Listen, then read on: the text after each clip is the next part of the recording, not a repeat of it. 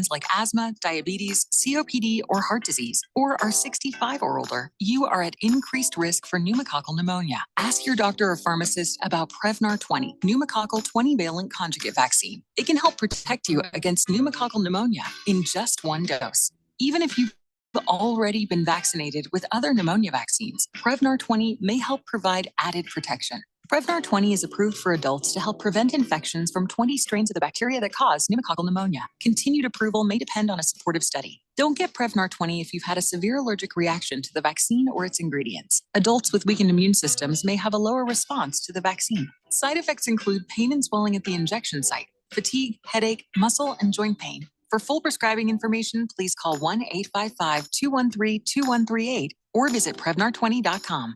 Jeffrey O'Brien here, and congratulations. You just made it through the hottest summer in Arizona history. No lie. The only proof you need is in that electric bill. If you don't have solar, I wonder how bad it's going to get next year. You need to call Harmon Solar today. Harmon Solar could save you over 80% off your electric bills. They're a locally owned, family-owned company. Call Harmon Solar for a free estimate. 800-281-3189. That's 800-281-3189, or go to harmonsolar.com. Hey everybody, it's Mark Asher back to tell you about my great friends over at the Lund Mortgage Team. For years, I've been telling you about refinancing, new home loans, all the great stuff that the Lund Mortgage Team can help you with from start to finish. Now, things have gotten a little crazy, right? The rates were bouncing all over the place. Now they're officially higher than they've been in a long time. And now more than ever, I think it's important to have a mortgage professional that has been there, done that. Any Yahoo can sell you a mortgage when it's 2.75%. Those people are going away. The real professionals are the ones that are staying in business and helping their clients through this kind of tough time out there as far as mortgage rates are concerned. Those people are the Lund Mortgage Team. Matt Oliver, Lisa Lund, they've owned this team for a long time, over 2 decades in the Valley. They are the best in the business, and they will walk you through the process, whether it's refinancing now or probably more importantly, a new home loan. Let them do all the heavy lifting for you. Call today, 623-875-9940. That's 623-875-9940. or online, lundmortgage.com. iPhone 15 Pro on Verizon. It's your last chance to trade in any iPhone in any condition for the new iPhone 15 Pro with titanium and iPad and Apple Watch SE, all on us with Unlimited Ultimate. Act now. Visit Verizon.com. iPhone requires Unlimited Ultimate plan first. Service plan required for iPad and Apple Watch. $999.99 device payment or full retail purchase with new smartphone line required first. Less $1,000 trade-in/promo credit. Up to $459.99 device payment purchase with new line on eligible plan required per Apple Watch or iPad. Less up to $459.99 promo credit per device applied. 0% APR. Additional terms and conditions apply. Time for some smart saving. Give the gift that lights up their future. I'm Arizona State Treasurer Kimberly Yee. This holiday season, give the gift of education by opening an AZ 529 education savings plan. You can invest with as little as $15 a month, and anyone can give. Parents, grandparents, aunts, uncles, anyone. Visit az529.gov today and give the present of a brighter future. Now that's smart saving. Sponsored by the Office of the Arizona State Treasurer. KQFN Tempe. Also transmitting on K25CD Phoenix at 99.3 FM and K240U Fallon Hills at 95.9 FM. Live from the Harmon Solar Studios in Scottsdale. 1580 and 99.3 The Fanatic. All right, people, settle down because it's time. Time for what? Showtime. When does it start? Right now. 3, 2, 1. Let's get on with the show. Let's do it.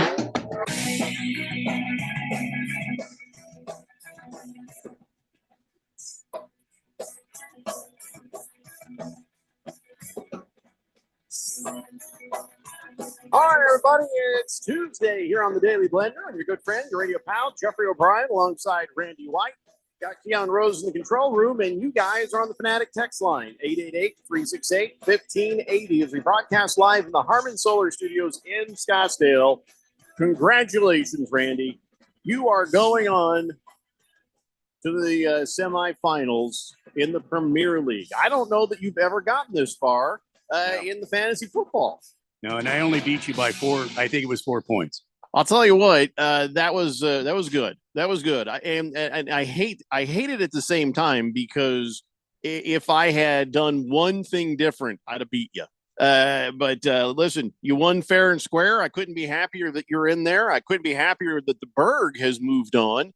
Wow, and is too, also in the quarterfinal of the Premier League. We're not going to bore you guys with our fantasy football. I just felt like that bared mentioning. The Berg, who has been in the toilet most of the season, just picked himself up and stormed in, and now there he is, ready to go, trying to win himself a blender, a golden blender. So really weird to see Moist One out of these playoffs. Moist One has won this thing twice, and Sorry, Moist One. I thought he might repeat. So, but it was a very close game for him as well. He got killed by a kicker. So now it boils down to the Berg, and it boils down to Randy, and it boils down to David, who has a box of hopes and dreams. And who's the other one? Who are you playing?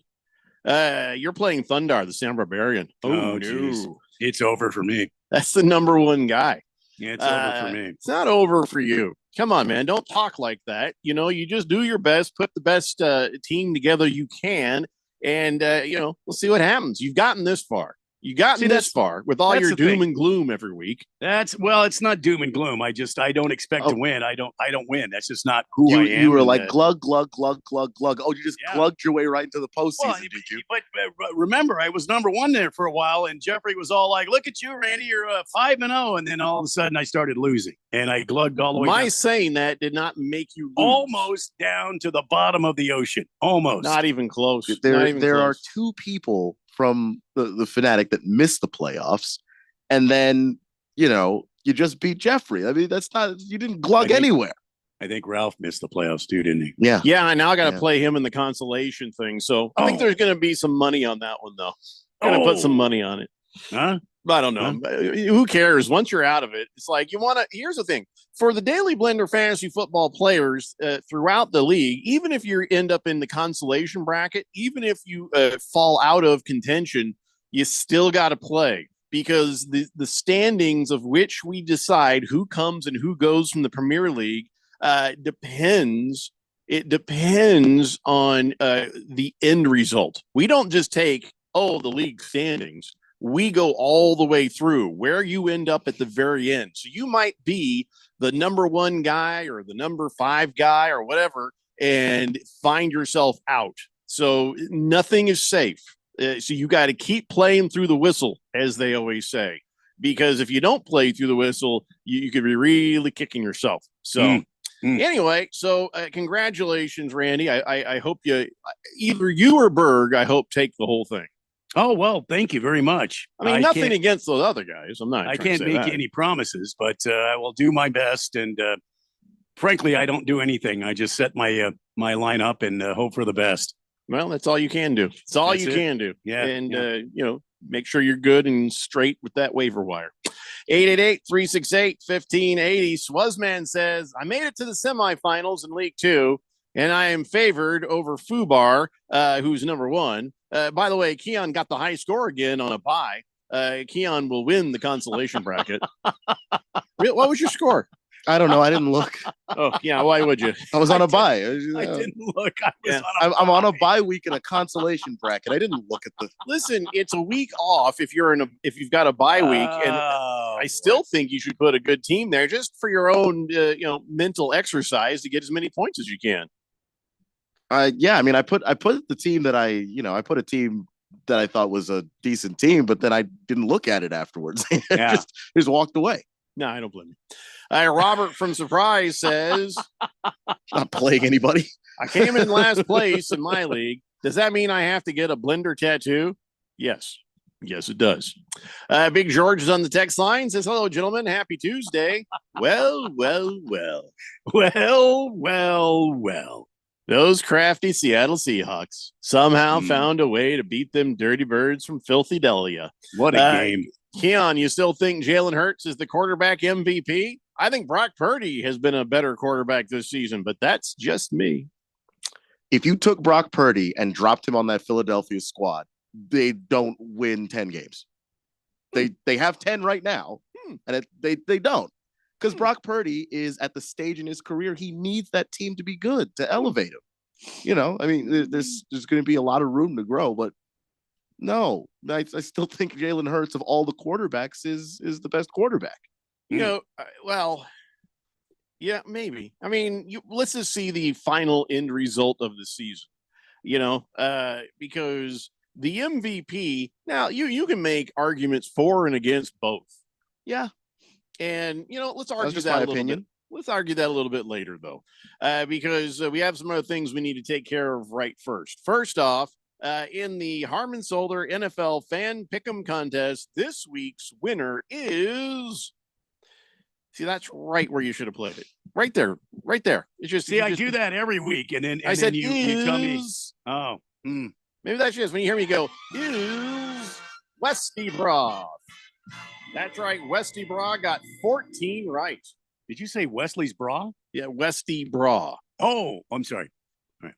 The guy, I think it's a play on the guy's name, but I don't understand the bra part. I mean, hey, it was Wesley's bra, and I was like, Wesley wears a bra? It's more of a girdle, but that's not what this is. Anyway, so Westy Bra 14, is how many he got right. And so for us, I got 12 right. Randy, you got 10 right. Good job. Keon, you got 9 right. Well, that's bad news though, because Ralph got I think Ralph got 12 right. And so that means he's just past you. He has 130 right. You have 129 right. Come on, Keon. You got to beat this man. I will. And Radio Ron at 11. So now Radio Ron is just 7 behind me. I got 144. Randy, you've got 111. Thank you. Keon, you got 129. Ralph has 130. And Radio Ron has 137. But the number one player right now, Choro, has 151 correct picks. That is pretty well astounding. 67.41% is what he's rocking. I had a good week, so that pops me back up into the top 10 in 8th place. But back to Choro in first place. Right now, he's one up on Germ is Good, 20, who has 150. Then Brett Maverick has 148. Fighting Wampa and Bacher 44 have 147. Ultimate Warriors and Winning 41 have 145. Like I said, I got 144, and so does Raven Kid, who's right behind me. Wow. I don't know why he's right behind me, but it's the tiebreaker stuff, I guess. And then Raider Royce has 144. And there's a bunch of other people, like 3 or 4, that have 144 out of the top 10, but that right there is the Harmon Solar NFL Fan Pick'em's top 10. Oh, you know what I should do, because I'm not eligible to win anything. I should go ahead and just do 11 if I'm in there, so the real top 10 get mentioned. But whatever the case, there are the results of the Harmon Solar NFL Fan Pick'em contest. Now, the highest scoring player, and I didn't look at the consolation brackets. Because why would I? But I did go through and I did find who had the highest score in an actual playoff game this week. And from League 5, FC Polls, 174.20. And let me tell you, that is far and above anything I saw as I looked at all the scores. This was a rough week for scores, man. This was a rough week for scores. I saw a lot of sub 100 scores. I saw a lot of, like I do every week, 100, 110, 115s. It was not an easy week for a lot of people. But FC Polls in League 5, good job on that, 174.20. So there you go. That's it. I think that covers everything, right? Anybody have any questions? I think it does. No, I think that covers it all. Yeah. Big George says, Randy, you have 111. Jeffrey has 144. Even if Jeffrey were to pick inaccurately every game for the rest of the season, I still don't think you could catch him. Ouch. No, that's true. Why rub his nose in that? Thanks, Big George. I appreciate you too. And the truth of this is that's actually not true, because we're going to be doing the next 3 weeks. We're going to be doing the playoffs. We're going to be going all the way through to the Super Bowl. So playoffs. He could catch playoffs. So don't count. Listen, Randy is in the Premier League playoffs in the semifinals. So I don't think you need to doubt Randy White. Berg says, afternoon, guys, and congratulations to all. Thanks, Berg, for those who actually won. I am not one of them. Sorry, Randy. zero-sum game, man. Somebody's got to lose. So he says, congratulations to all who have advanced to the semifinals in the Premier League. Yeah. People on Twitter are hating that he made it. Average Joe says Keon had 90 points, the second highest for him this year. His first pick, Cooper Kupp, had 30 points to lead the way. I had over 100 points like 5 weeks in a row. What are you talking about? No, what do you mean by second highest? He's lying. Oh, Average Joe, you're lying. What do you mean by second highest? You mean I've never? I haven't cracked. Joe. I only cracked 90 once. Average Joe. Stop. Stop. Did I beat you? You know what's great is Keon is in no way sensitive about this at all. Well, I know he's in my league. I'm going to go back and forth with the people in my league, man. That's just. Oh boy, he's still a little bit chippy, and he's in the consolation. Yeah, he is. I don't like losing, guys. Nobody likes losing. Well, okay, Nobody. so then this is me. What are you talking? Okay, but look at me. Look how gracious I was. I was like, I'm glad Randy won. Yeah, because Randy, good on you, my friend. Did Randy lie about you? No, Randy just Randy did the best he could. He said his lineup, and his lineup was better this week.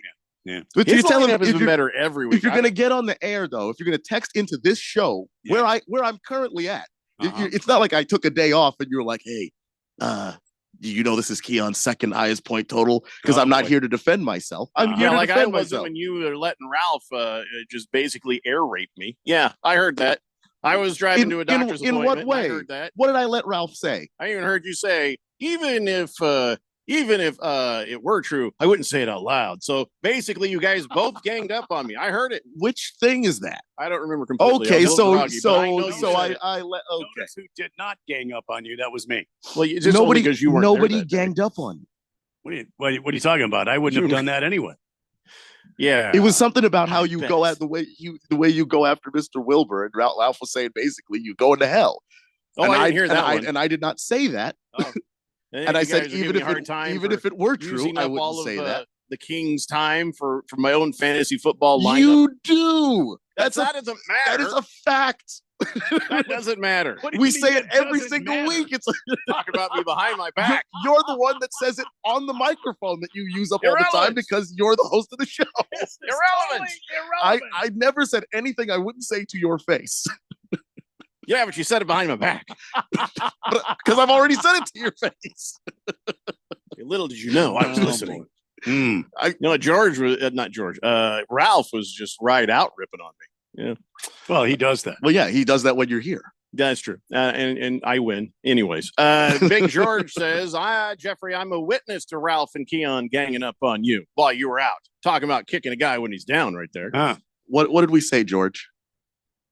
Do you have an example? I think George has a baby at home. I think George has a giant wooden spoon, and he's just trying to stir up trouble. I know. I'm just say I'm glad that sentence ended the way it did, because when you say Big George has a giant wooden, I didn't know where that was going, and I was getting a little nervous, to be honest. It's all right. Randy stuck the land. My pal, you know me 30 years. I'm not going to get all naughty with Big George. Naughty? Like with the wood? Naughty. Naughty. It was not even on purpose. I wonder if she gets splinters. 888-368-1580. Only in the morning. Average Joe says that he says my bad. He says my bad, Keon. You had 136 when I beat you in week 6. Boy, okay, Joe talking all right. Well, first off, congratulations on your week 6 victory. So you're lying then. So you know you're lying. I'm glad your team is called the Fun Bunch and not the Win Bunch. Because you're just, yeah. I don't know. I had like a run where I was like scoring 130, 140 somewhere, and you'd have beat me if I was just losing every single week. It was just your best week. Yeah. Hey, hats off to you, man. You got the other end of it. It can't be the Win Bunch. That's not what the team was called in the 80s. Yeah. Well, what team? The group of receivers, the Washington football team had, they're the Fun Bunch. Yeah. Okay. Not so much fun anymore, is it? Yeah. Donnie says, speaking of when I drafted Cooper Kupp, Jeffrey, it stopped being fun that very day. We have breaking news, ladies and gentlemen. Breaking news here on the Daily Blender. Donnie says, speaking of League 5, Boogie is eliminated. Ha ha ha ha ha. Oh, Boogie. I don't know. It's not so much fun now. I love that Boogie gets eliminated, but the fact that I didn't get to play against him and now I won't get to play against him, that just makes me a little sad inside. You know, I want him to lose, but I want him to lose when I'm around. You know what I mean? Just feel like I missed out on that. Did you make it, Donnie? Did you make it? Moist One says, I would hate it so much if two strapping young men ganged up on me. I just had shivers. It's just when you say it like that, it just sounds like something nobody wants. That is. I just had shivers. Yeah. Swazman says, yes, Keon was the third highest scorer in the whole league after coming back out of the cellar. He's been scoring a lot lately in the consolation bracket. Well, that's where it counts. Well, first off, I just only had the 90 in the consolation bracket. I've been one of the highest scorers in the league. I just roll up on your best week. Jeffrey, is that called garbage time? Playing Keon? Yes. Average Joe says Keon had 90 points, second highest for him this year. Oh, he said that again. Big George says, Randy, you can get naughty with me anytime. Well, that's just kind of weird. Just don't do that. Don't. Cardinal Art says, hey, Jeffco, can I get a middle finger for my brother? Well, you just send him one yourself. I mean, yeah. What am I from us? What am I supposed to? How am I supposed to give him a middle finger? I just do this like that on the camera. What do you want here? He says, yeah, it's for my brother Patio P. For the hot ass cheap beer he brought over, but at least he brought some whiskey. He brought some ass cheek beer. Is that what I heard? Listen, I'm sorry, I'm having a little trouble today hearing. That is free beer. That is free beer, which makes it the best beer. Doesn't even matter. Doesn't even matter. Well, that's true. Yeah. There's some stuff. No, still. You should be grateful. Good point. Yeah. Donnie says, no, I'm the number one seed and I'm in the semifinals. Well, good for you. Berg says, so Average Joe, was Keon a bye week in your league too? Oh boy. No, is the answer to that question. You had to fight him for every inch. But also it's funny how often I don't really think about Berg, and yet there's a place in his dome where I live rent free. I know that if I'm ever homeless, I can just move into Berg's mind. Yeah, I'm trying to picture. Because he talks about me all the time. I see him every time I'm tagged in a bunch of Twitter stuff. I'm like, man, I don't even play you, dude. Don't worry. Wait till next year. You handle your business. Do you hear the irony in that last statement from Keon? Mm-hmm. What's the irony? He takes up space in Berg's mind. Yeah, he thinks about me often. I mean, I don't know. What do you want? Berg thinks about me more than I think about Berg. I don't know. Swazman says the Fun Bunch was tough to beat, especially at the end of the season. But his auto draft pick with Cooper Kupp doomed him, even though Cooper Kupp is rolling right now. Well, good luck, Keon, next year. Hope to beat you again. Yeah, man. You know, guys are gonna have to wait because he gets to come to the Premier League again, where we get to take turns beating them. All right, he's ours now. He's ours now. It's just like the amount of times I had to sit there and I had to ask, Scott the King or ask Rosalie, is this the week I bench Cooper Kupp? And they're like, no, you don't bench Cooper Kupp. And then, my boy Cooper Kupp rolled in and gave me a mighty 5 points one week and a 7. He was rolling one day. He gave me a strong 3.5. And I was just like, you know what? Yeah. God hates me. That's the conclusion I've come to. I would tell you, no, he doesn't, but I've seen your scores this year. And it's just the amount of times where it's just like a 15-point Cooper Kupp game would have won me the game. Yeah.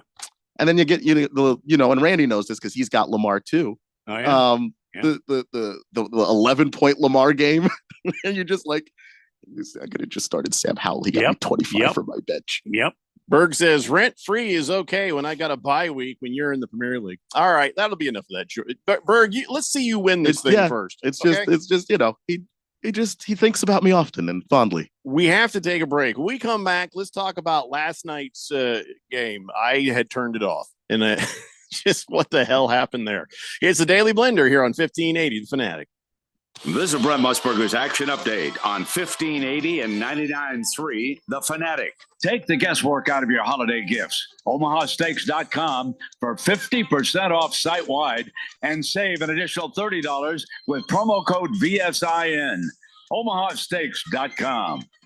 After 15 weeks in the NFL, the San Francisco 49ers remaining the top bet to win Super Bowl 58 in Las Vegas. The Niners, who are 11-3, are plus 220 to take home the Vince Lombardi Trophy. The top seed in the AFC after 15 weeks, the Baltimore Ravens are the second best betting favorite to win the Super Bowl at plus 550. Kansas City plus 700 to repeat as Super Bowl champions. The Miami Dolphins and the Philadelphia Eagles are both plus 850 to win the title, and the Dallas Cowboys are plus 950. I'm Tony Desiri with your VSiN Action Update on 1580 and 99.3 The Fanatic.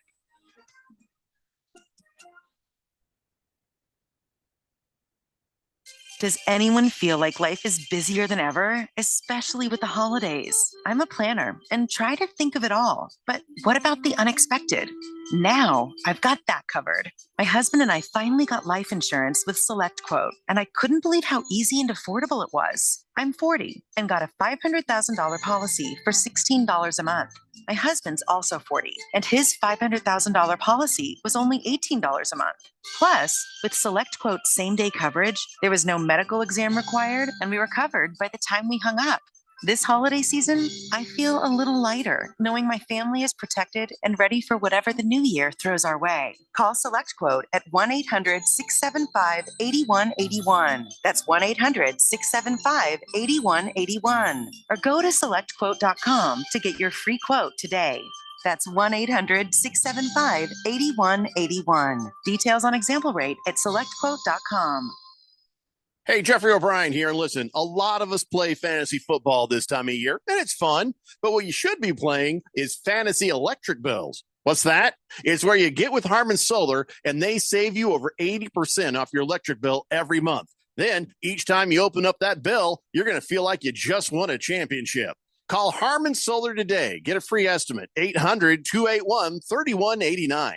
That's 800-281-3189, or go to harmansolar.com. Frankie drives end-to-end, scoops it up and in with 2 seconds left. Frankie Collins end-to-end. Join the action this season and catch USC, UCLA, Washington, and Arizona when they come to Desert Financial Arena in the final year of the Pac-12 Conference. Collins over to Lance for 3. Bullseye! Get your tickets today by calling 480-965-5812 or go online to sundeviltickets.com. Sun Devil men's basketball. Onward to victory.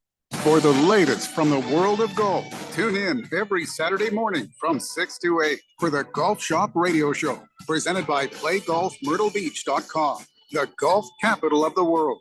Hosts Mark Greenhelch and Matt Blanchard talk golf from tee to green and everything in between. If you like golf, you're going to love Golf Shop Radio. Before you tee up, drop on in. Welcome to the Golf Shop here on 1580 and 99.3 The Fanatic.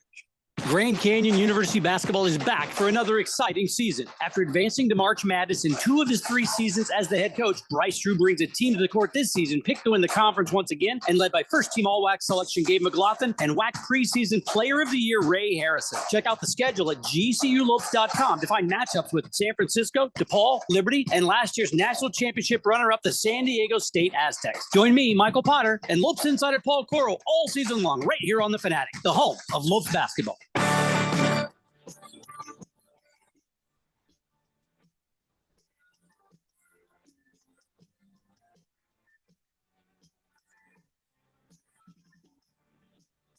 Here on 1580, The Fanatic. Guess what? Speaking of GCU, on Wednesday, 5:45 p.m., you got Sam Houston visiting GCU for some college basketball action. Thursday night football, we got Saints at Rams. And then Merry Christmas to everybody. We've got a ton of football this weekend. We got Bengals and Steelers on Saturday at 2, Bills and Chargers at 6 p.m. I feel like I'm missing something, though. Only thing I'm missing. Let me check my calendar here. I feel like there was a Raiders or Chiefs. No, I guess there's only 2 games on Saturday. For some reason, I thought there was 3 again. Then on Sunday, we got Browns and Texans in the morning. Then we got Patriots and Broncos for Sunday Night Football. Then on Christmas Day, yes, Randy, we've got Raiders and Chiefs. That's it. In the morning at 2 p.m., you got Giants at the Eagles, and then Ravens at 49ers for Monday Christmas Night Football. So there you go. Tons of football nonstop all weekend long here on 1580 The Fanatic. So Merry Christmas. I mean, when it comes to football, I mean, the flamethrower has you covered. Yes. We have you smothered and covered. Smothered and slathered in that grainy mustard, and then you put some of that some of that Texas grainy sugar rub mustard on you. Oh my God! And then you just kind of go in the smoker at 275. No. I was talking what? I was talking about the Cracker Barrel. You know where the rednecks eat the crackers. Isn't that what? No, I'll be I honest. think I've never they, been to one. Has anybody ever been to a Cracker Barrel? Yeah, I have been several times. Yeah. As a matter of fact, Miss Kim and my first actual date was at the Cracker Barrel. No kidding. What does smothered and covered mean? It's just gravy, right? Gravy. Yeah. Their chicken fried steak's pretty good. Although the place, I like to go to the place. Their chicken fried steak is amazing. Do they call it smothered and covered there, or is that like a trademark thing of the crackers? No, I don't think they do that. I think that might be a Cracker Barrel thing, smothered and covered. Yeah.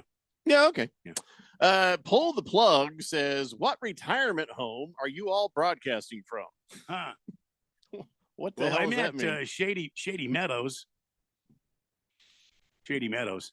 Why would you say that we sound like we're broadcasting from a retirement home? What did I miss?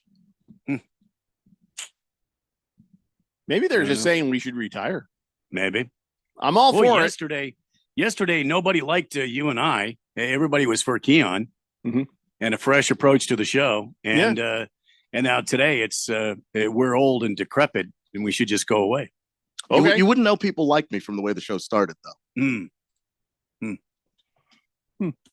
See, I think they're giving you the business because they do like you. That's why they like you, because they can give you the business. Could it be that our audio is messing up here, Keon? Is there an issue with our audio? No. Oh, not from my end anyway. I'm getting a text saying that we got bad audio and internet issues.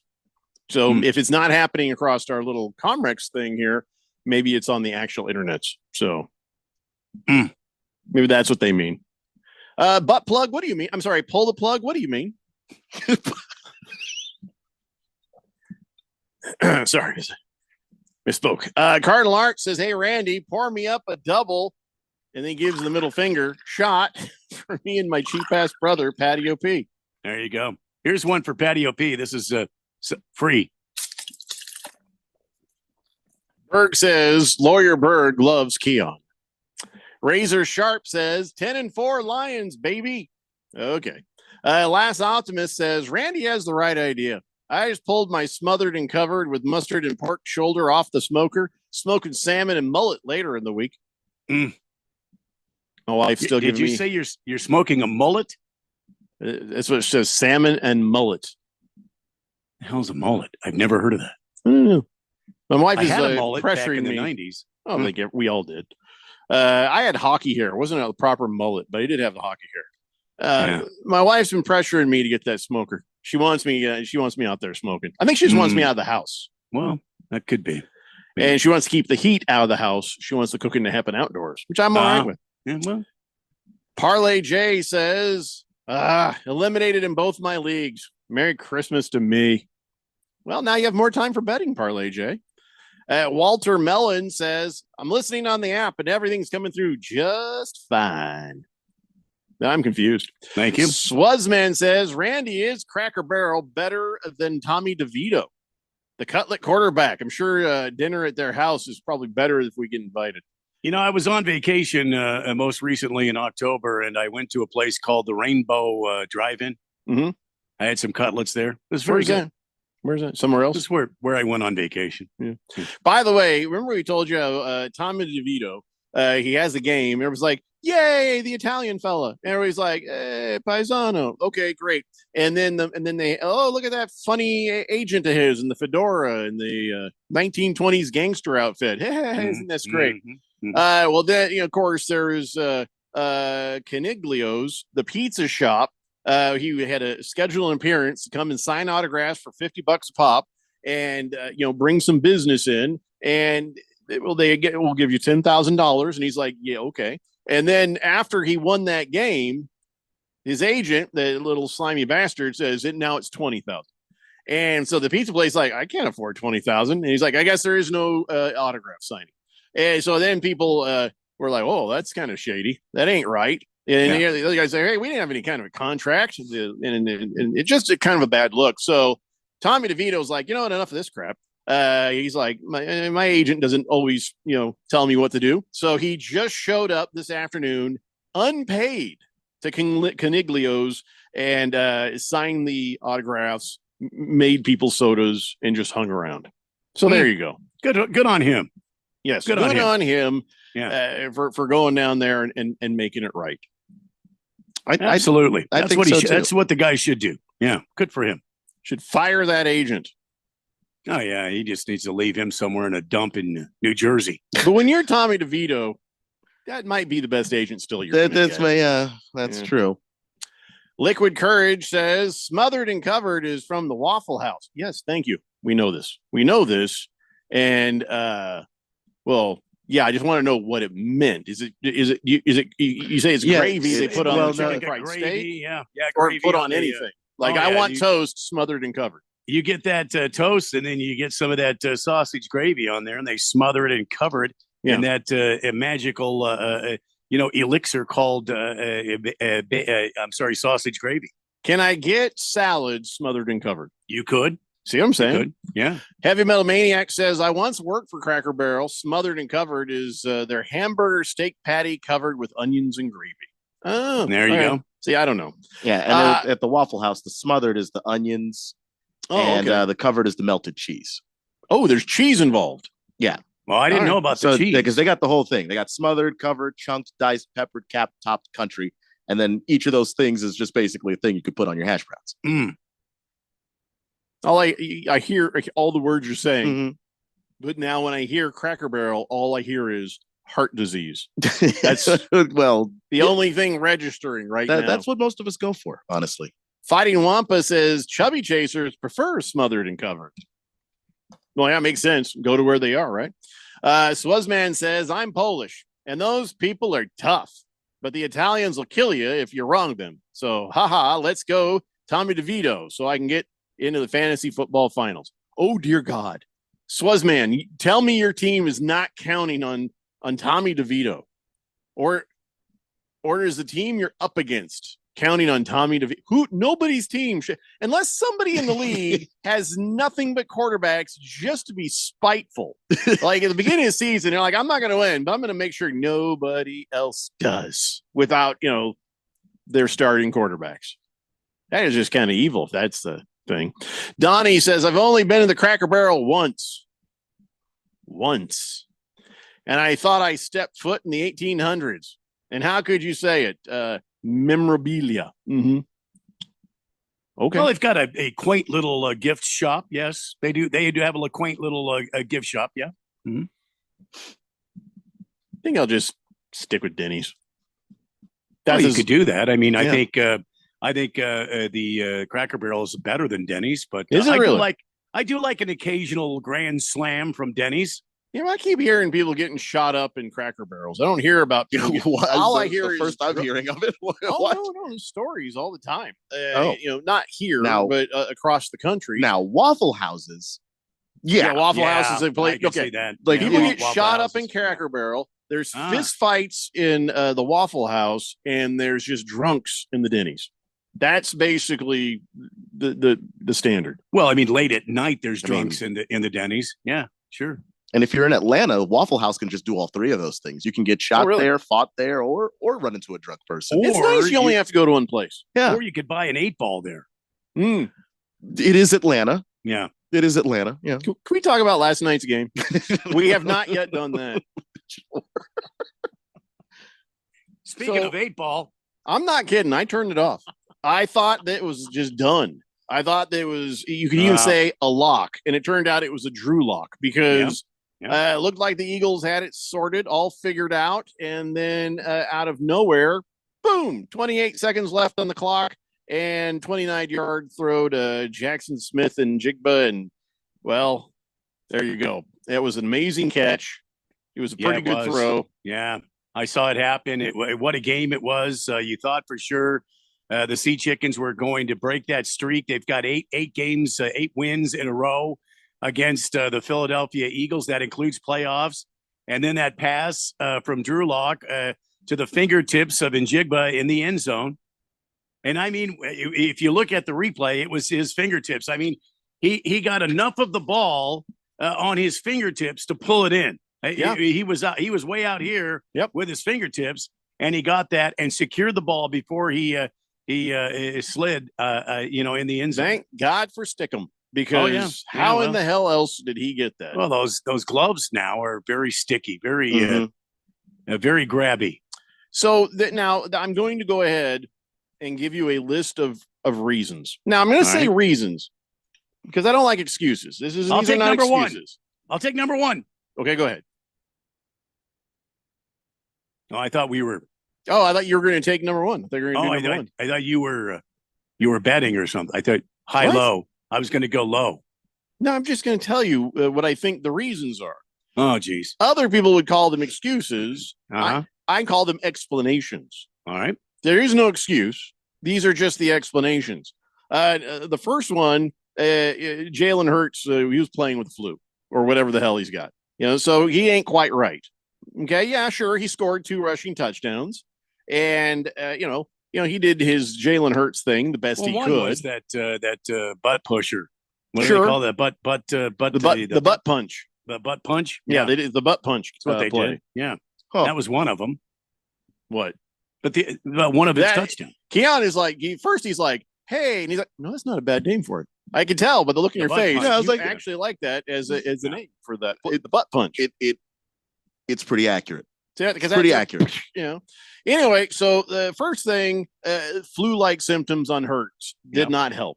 Second thing, Jason Kelsey in that little penalty he has. Now, he even says, listen, he's like, I'll take it. They've been warning me about that for years. It's that little part where he grabs the ball and he just kind of moves it forward a little bit. And when they see you do that, they're like, hey, what are you doing there? It doesn't make a big difference because he's about to hike it and the spot of the ball doesn't change. But the rules are if you touch the ball and advance it forward, even a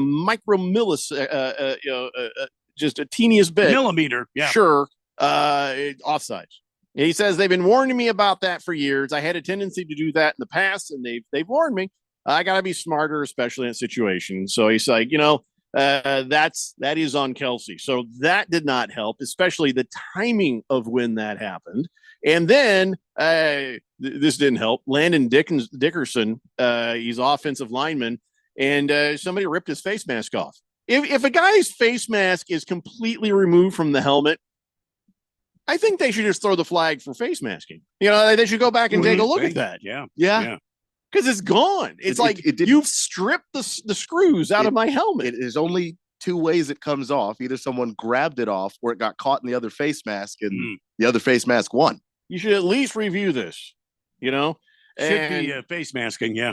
He kept his helmet on, unlike the other guy whose face mask can't. By the way, why are these helmets? Who's doing the quality control on this? This is the second time we've seen a helmet fall apart on the field of play this year. I've never seen face masks come completely off like they've been doing. Maybe Antonio Brown was right to keep his old helmet. I don't know. It's nice to have a little memento since you're never ever going to play again. They're always changing the helmets, and I don't know if the idea with this new one is like the car crash idea of if the car is collapsible, then that's where the energy goes and not the person driving the car. Like you don't wind up being paced because your car actually crumples. Yeah, but zip ties would have kept that thing on better than what they've got going on now. I'm just saying that's what I think the idea is that they're going for. Not that I think what this is it's a throwback to the 70s. Remember those the tearaway jerseys they used to have? Mm-hmm. Oh yeah. Guys would go out there tearaway helmets. All they would have is part of their jersey left, and it'd be up here by the shoulders because everything else was gone. I think these are tearaway helmets. Well, it makes no sense because if you grab somebody by the face mask, you want your head to turn so that they can see it happening so you can get the penalty. Yeah, tearaway helmet. So, yeah, that's my at least explanation. Dude's face mask fell off. Jason Kelsey, got a penalty at the worst possible time that he could have. And Jalen Hurts had a bit of the flu. Now, again, not an excuse, but here's your explanation. Because I'm not ever going to say, hey, them Seahawks look good. No, I'm just not doing that. Not doing it because they didn't. They really kind of didn't. Here with the Eagles, Matt Patricia was the play caller last For night. the defense. They gave him that responsibility. Well, I don't know what about the last 2 years of Matt Patricia led anybody to believe that he should be calling plays for a defense, but he was calling plays for the defense. And that last drive was every bad Matt Patricia thing. Yep. Just all at once, just all in one drive. I understand he's now responsible for the for the defense. I think he's going to become the defensive coordinator because after the game last night. After that, maybe think about that a little longer there, Sirianni. Just think about it. 4 reasons now, 4 explanations why my pick got blown last night. All right, let's take a break. We'll come back. We'll talk some more. People want to talk about it on the text line, and we'll do just that. It's the Daily Blender here on 1580 The Fanatic. My brother-in-law died suddenly, and now my sister and her kids have to sell their home. That's why I told my husband we could not put off getting life insurance any longer. An agent offered us a 10-year, $500,000 policy for nearly $50 a month. Then we called SelectQuote. SelectQuote found us identical coverage for only $19 a month, a savings of $369 a year. Whether you need a $500,000 policy or a $5 million policy, SelectQuote could save you more than 50% on term life insurance. For your free quote, call SelectQuote at 1-800-478-6688. That's 1-800-478-6688. Or go to SelectQuote.com. 1-800-478-6688. That's 1-800-478-6688. SelectQuote. We shop. You save. Full details on example policies at selectquote.com/commercials. When it comes to covering the high school sports scene in Arizona, AZ Preps 365 has all the answers. Every Saturday morning from 8 until 10, they break down games, interview the newsmakers, talk with coaches from around the state, and stay up to date with what's happening with prep athletes and breaking news from the Arizona prep scene. It's AZ Preps 365, 8 till 10 Saturday mornings on 1580 and 99.3 The Fanatic, and always on at 1580thefanatic.com. iPhone 15 Pro on Verizon. It's your last chance to trade in any iPhone in any condition for the new iPhone 15 Pro with titanium and iPad and Apple Watch SE, all on us with Unlimited Ultimate. Act now. Visit Verizon.com. iPhone requires Unlimited Ultimate plan first. Service plan required for iPad and Apple Watch. $999.99 device payment or full retail purchase with new smartphone line required first. Less $1,000 trade-in/promo credit. Up to $459.99 device payment purchase with new line on eligible plan required per Apple Watch or iPad. Less up to $459.99 promo credit per device applied. 0% APR. Additional terms and conditions apply. There's a reason why conventional healthcare is referred to as practicing medicine. Hi, this is Dr. Hannah Lindsay. At the Naturopathic Physicians Group in Scottsdale, our doctors are experts in full spectrum care using a natural approach. I regularly see patients with a variety of acute and chronic health conditions, including many autoimmune and rheumatological diseases. We can restore pain-free joint function and balance immune, digestive, and hormone systems, which often improves both immediate physical symptoms and overall well-being. We emphasize natural and holistic interventions with lifestyle changes and take advantage of the full palette of care options from traditional remedies to modern science. We collaborate with experts in a wide range of health disciplines, including physical therapists and specialist physicians, referring patients as needed to ensure the most effective care possible. So how about a second opinion on your health? You might just end up feeling like yourself again. Call Naturopathic Physicians Group at 480-451-6161. That's 480-451-6161, or go to naturopathicgroup.com. We know how it goes. You can't always tune in and hear your favorite shows and hosts. Dude, look, I'm a loser. Okay? It's cool, bro. That's why we post podcasts of your favorite shows and hosts. Listen when you want to. Listen on demand. That is great and frankly kind of amazing. Go to 1580thefanatic.com to download.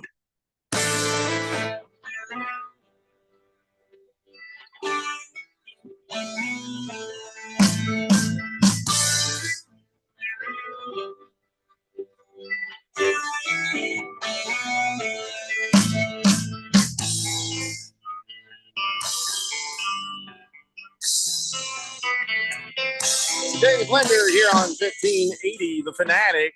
Nice try, Thundar, the Santa Barbarian. He says, I'll cure you of wanting to talk about last night's game, Jeffrey.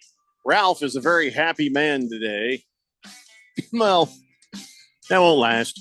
We're going to talk about Lakers in a little bit. We got all kinds of ways to kill that happiness, but he also sent me a picture and says, this is a photo of Smith and Jigba's hands after the touchdown catch last night. I can't say what else he said on here, but the picture he gave, that's not him. That's an old picture. That might even be from a movie where he's got too much stickum on his hands. CK says, good afternoon, fellas. Ranty, bear me, please. All right. Big thank you to the Bills and the Rainy City Bitch Pigeons for helping the 49ers be the #1 seed, baby.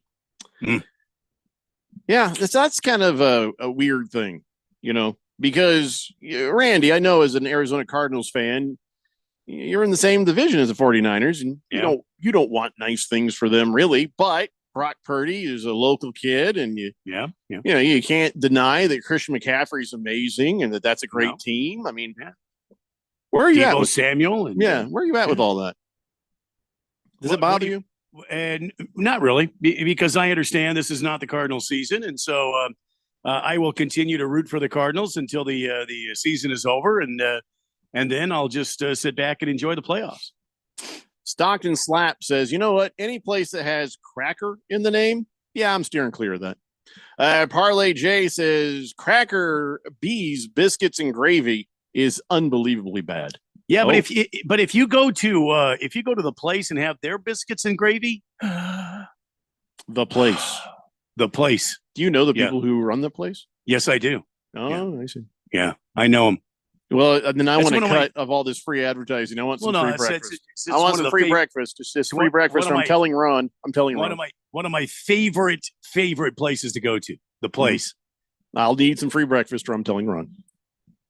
Well, you could tell Ron all you want to. I'm just talking about a place That's not helping me get free breakfast. This is not how extortion works, Randy. Well, if you go with me, I'll buy you breakfast. How about that? Your terms are acceptable. All right. But you're going to have to drive across town. It's on the west side. Yeah, the gas I'm going to spend to get there is probably going to far exceed me buying my own breakfast. Or we could meet in Flagstaff for a weekend of fun and frivolity, and I'll take you to a place up there because they have a location up in Flagstaff. Sounds like that'd be more expensive than me just driving over to the place where you go to.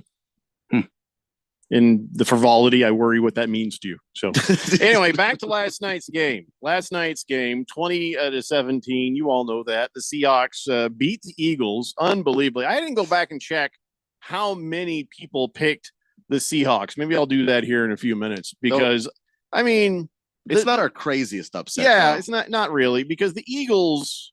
they've been struggling lately. Yeah, they'd lost 2 in a row before this game. The Seahawks had lost 4 in a row, so it was kind of something had to give. Mm-hmm. Yeah, eventually somebody has to win. But I just this is one that I really thought was going to be in the bag, and as I'm watching it, I thought it would be in the bag. So, So what happened other than Hurts wasn't quite himself? Kelsey went ahead and had a pretty big penalty where it mattered. And outside of that, what was the deficit for these Eagles? Believe it or not, I think it was a very defensive game. I mean, you're exactly right. Jalen Hurts did not look right from the get-go. The Sea Chickens, they did not have their starting quarterback. He was on the sidelines with a groin injury, a groin pull. And he had Drew Lock in the game. And it just was one of those defensive struggles where there was no real star of the game until the basically 28 seconds left on the clock, and Drew Lock throws a perfect pass to his receiver. There was an amazing interception during this too to end the game. Finally, that interception to end the game was. I mean, a lot of times I'm all. About Pete Carroll whining to the referees all the time. even during that review, he was whining to the referee like, yeah, he got his leg down. Pete, you can't see from that side of the field. Okay, it was in the opposite side of the field where you are. Okay, Pete. So stay in your hole over there. Go chew your gum and have a seat and relax. Quit telling the referees how to call the game. But it was an amazing, and he was right in this case, an amazing interception. What an athletic play. Yeah, I think I came flying like Superman out of nowhere. Yeah, by both Smith and Njigba to make the catch, and then by the safety. Was it Woods? What was his name? It was Julian Love. Love, that was it. To make that play to secure the victory for the Sea Chickens. And actually, Julian Love also had another great interception earlier in the game in the end zone on a Jalen Hurts throw as well. So he was all over the place. And it was cold and rainy. It was a miserable night. I'm sure Jalen felt terrible. If he's got the flu and he's out there, that probably just felt horrible for him. Like, aside from blaming a lot of stuff on Matt Patricia, which I could do because, good God, what was that? But I won't, because the Eagles secondary has been bad the entire season before Patricia took over the play calling. But they give up 297 yards bad? Yeah, yes. They gave up way more than that. Honestly, the fact that Drew Lock was a 208-yard passer on that game is actually pretty impressive for the Eagles defense, because that secondary has been Is that more about the defense or more about Drew Lock? It's to me, it's more about the defense. They've been wasting the effort of that pass rush all year long. Like, that front four for Philly, that's scary. Those guys get to the quarterback so fast, but the secondary gives up just enough that there's just time to get the ball off. And it's funny that Randy references that interception by Julian Love at the end of the game, because when Philadelphia was on defense, Drew Lock made an identical throw to the sideline. There was the safety and the corner, and Lock gets the throw to go, in large part because the safety from Philadelphia was late coming over, and he wasn't there to either, dislodge the football, break up the pass, make it a tougher catch. Yeah. And it was a great throw from Drew Lock. I'm not saying that he doesn't deserve credit for it. It was a great throw, but it was also just safety's late coming over to help, man. So that's going to make that a more likely catch to make. Meanwhile, Seattle plays the same play, almost identical throws. They play it perfectly. And Julian Love is there on time and takes the football away. And the other things that nobody's really talking about today is what about DK Metcalf and a couple of catches he had down the stretch? Just huge. Where he made the grab and went right down. And then got up and he was in the moment. He was thinking about situational awareness, they call it. He didn't lay on the ground. He didn't do a dance. He didn't go first down. He just got up and he found the official, got the ball to him, and got back in formation, ready to go. I mean, when it was on the line, and they needed to, Seattle, their guys stepped up, man. Smith and Njigba making the catch. DK Metcalf with 2 key catches down the stretch there in the last drive. I mean, that was. I give credit to the Sea Chickens. I mean, I hope Ralph's not listening, but their players stood up when they needed to, and their coaches did too. Mr. Pringle says Keon bitching about a white coach again. Yep, it's the blender, all right. What the hell are you talking about, Pringle? Okay, first off. It's hard not to bitch about a white coach because in the NFL, good old boys club, that's primarily what you're going to run up against. But I don't understand what you're insinuating. So are you arguing that Matt Patricia has been good for 3 years, 3 years? Or is that what you're trying to tell me right now? Are you arguing that he's not white? I mean, I'm just very confused by what does his race have to do with it? I never said anything about him being white. I don't know, Pringle. So you're saying that Keon, a black man, is not allowed to criticize a white coach? What century are you from? I'm trying to understand what you're saying right now. It doesn't even make any sense. I criticize the Commanders all the time. Well, he's not white. He's Hispanic. So correct. Okay. That's what I'm saying. It's just like I criticize every coach. If you make bad decisions, Mr. Pringle, that's okay. As long as he's not white. Oh yeah, no. So that's not offensive to him. Okay, yeah. Got it. Really like a better explanation, Pringle. And it better be good, man. Because The what the hell? was that? Mr. Wilbur says, my good friend, and yes, I do have at least one friend, was the winner in the weekly pick 'em pull this week. We're making him buy us dinner. Well, all he won was an NFL jersey, which, by the way, he went to the Wayback Machine for his request. I'll let him tell you about that if that's your pal. But, yeah, I don't know if I don't think that he's not getting cash is what I'm trying to tell you. So you still may need to pay for your own dinner. Random Texter says, Jeffrey, you're worried about what frivolity means to Randy? Weren't you the one that asked him to be the center on your football team and you're going to buy him lotions and talcum powder and stuff? Well, yeah, you don't want somebody sweating butt sweat all over your hands, man. I believe you said for my nice hiney. No, your supple hiney. Yeah. No, hour 2 is next. It's the Daily Blender here on 1580, The Fanatics. I'm getting vaccinated with Prevnar 20, a Pfizer vaccine. So am I, because I'm at risk for pneumococcal pneumonia. If you're 19 or older with chronic conditions like asthma, diabetes, COPD, or heart disease, or are 65 or older, you are at increased risk for pneumococcal pneumonia. Ask your doctor or pharmacist about Prevnar 20, pneumococcal 20-valent conjugate vaccine. It can help protect you against pneumococcal pneumonia in just one dose. Even if you've already been vaccinated with other pneumonia vaccines, Prevnar 20 may help provide added protection. Prevnar 20 is approved for adults to help prevent infections from 20 strains of the bacteria that cause pneumococcal pneumonia. Continued approval may depend on a supportive study. Don't get Prevnar 20 if you've had a severe allergic reaction to the vaccine or its ingredients. Adults with weakened immune systems may have a lower response to the vaccine. Side effects include pain and swelling at the injection site, fatigue, headache, muscle, and joint pain. For full prescribing information, please call 1-855-213-2138 or visit Prevnar20.com.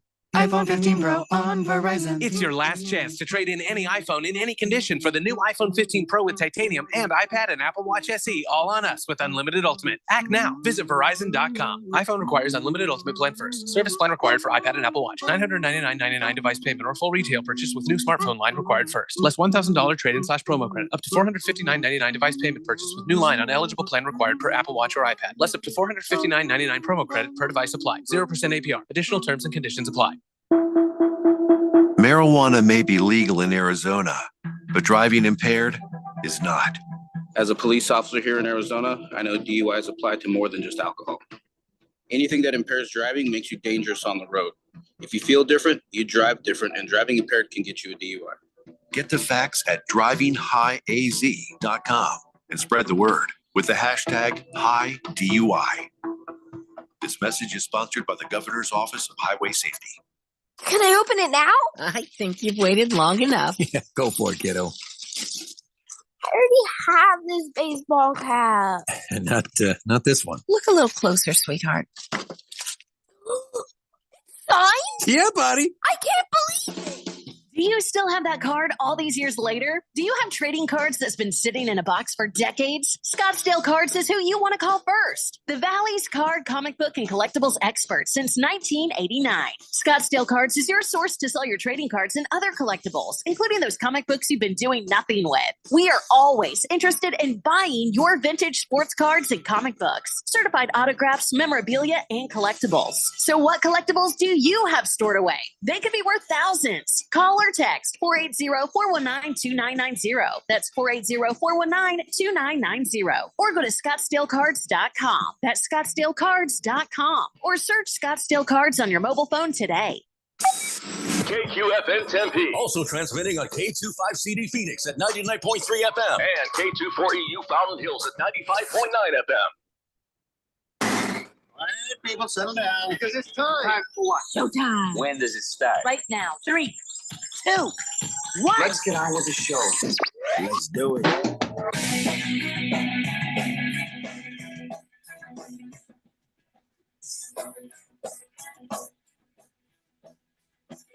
All right, everybody, it's 4 o'clock here on the Daily Blender. I'm your good friend, radio pal, Jeffrey O'Brien, alongside Randy White. Got Keon Rose in the control room, and you guys are on the Fanatic text line, 888-368-1580, as we broadcast live in the Harman Solar Studios in Scottsdale. So last night, all right, fine. It was an upset, slightly upsetting, but a lot of weird stuff happened in that game. we had another incident. It was with Eagles players, but not. Remember that giant potato of a man that got into like a little kerfuffle with a 49er player there? Yeah, he was supposedly chief of security, right? Yeah, I don't know at that moment why he needs to be on the field. The NFL doesn't know why either, and they've said, guess what? You're not allowed on the field for the rest of the season. So you can be in the locker room, you can be with the team, but just not out there because of what happened. And so now this week, last night, it was a Seahawks guy getting into some trouble with an Eagles player. A.J. Brown found himself over on the Seahawks sideline, and he got a little shoulder shove off a guy.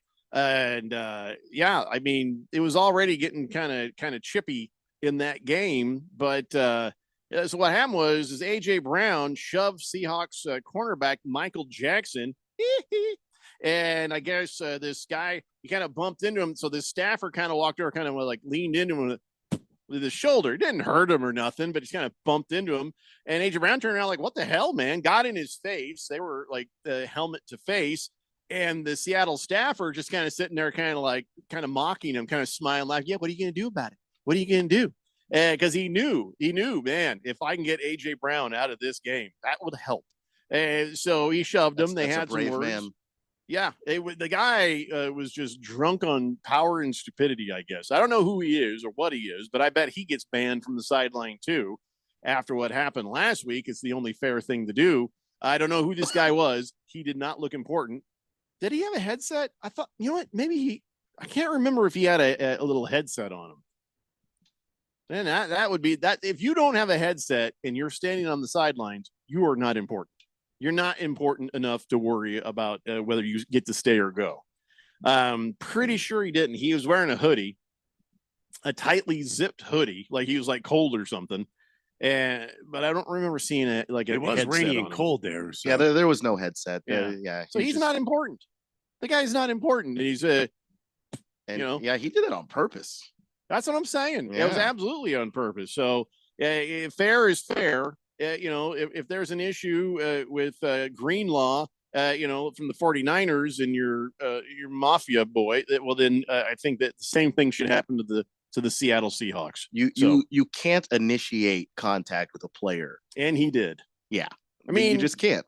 I'm sure they're going to Zapruder film this thing and look at it from every single angle. And of course, the Seahawks can be like, no, that's not what happened.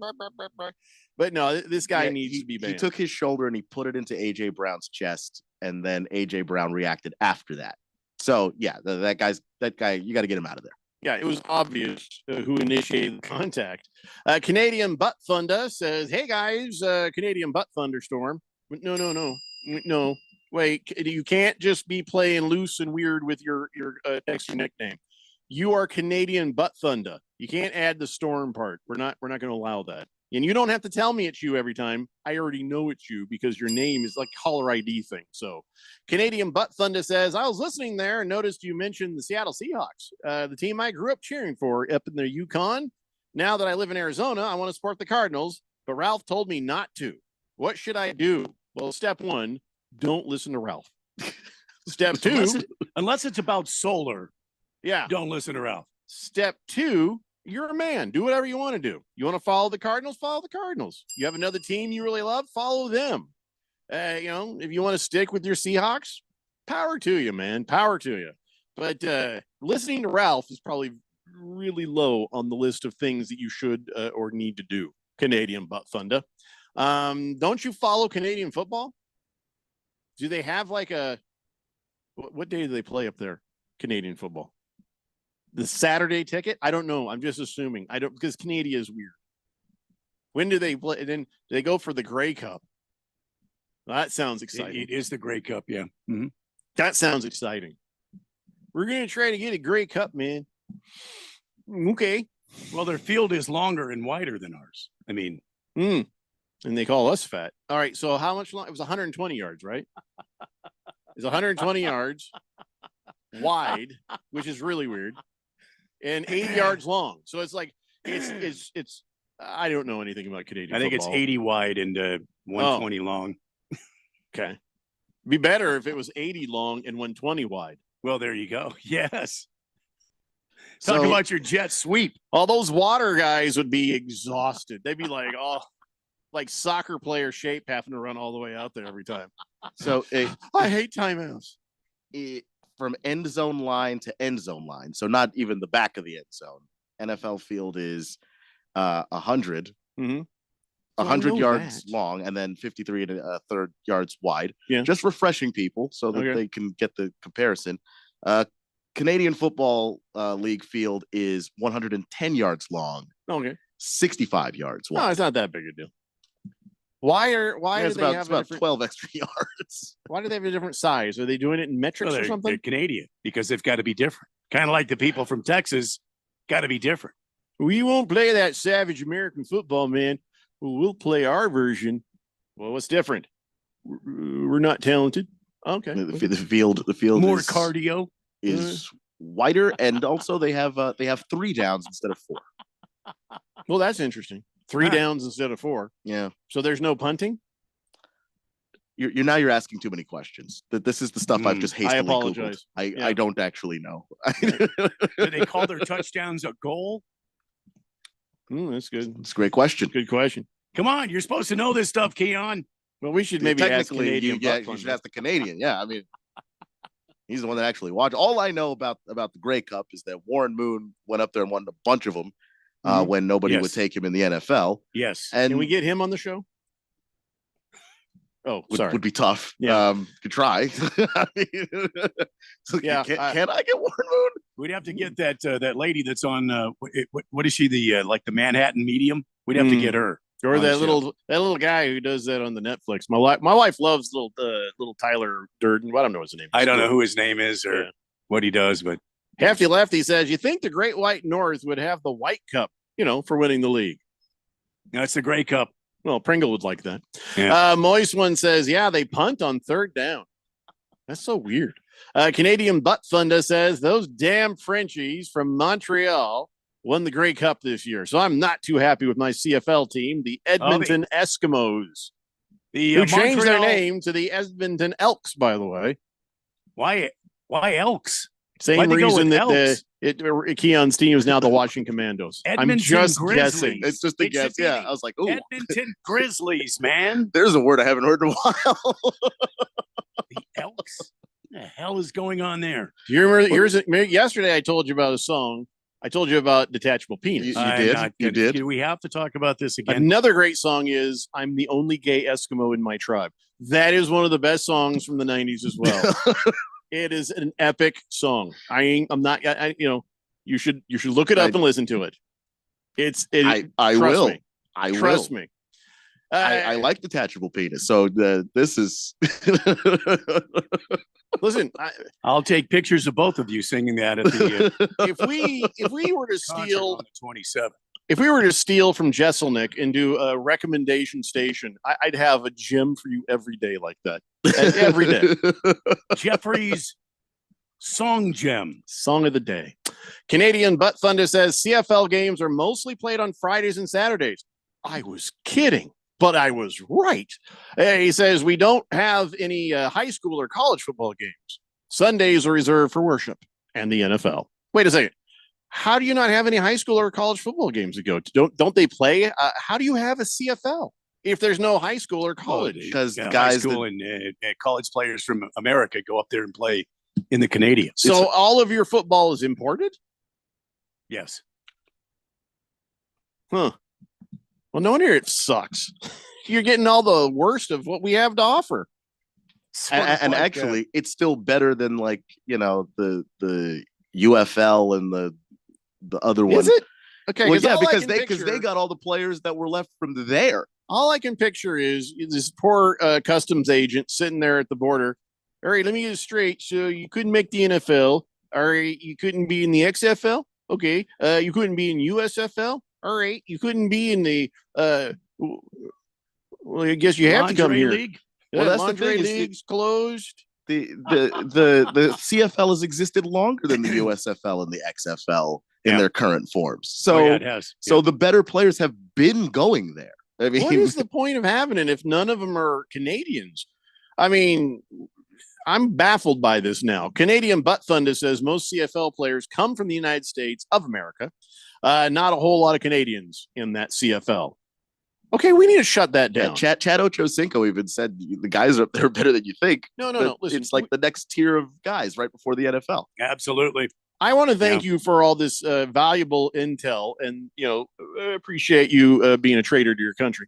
But listen, I feel like we should just go ahead and yank every American football player out of Canada. Or maybe then we'd have a shot at making the XFL, USFL. What the hell? That's what they should call it. But what the hell? Better. We might have a decent spring product if these guys weren't running up there to the Canadian.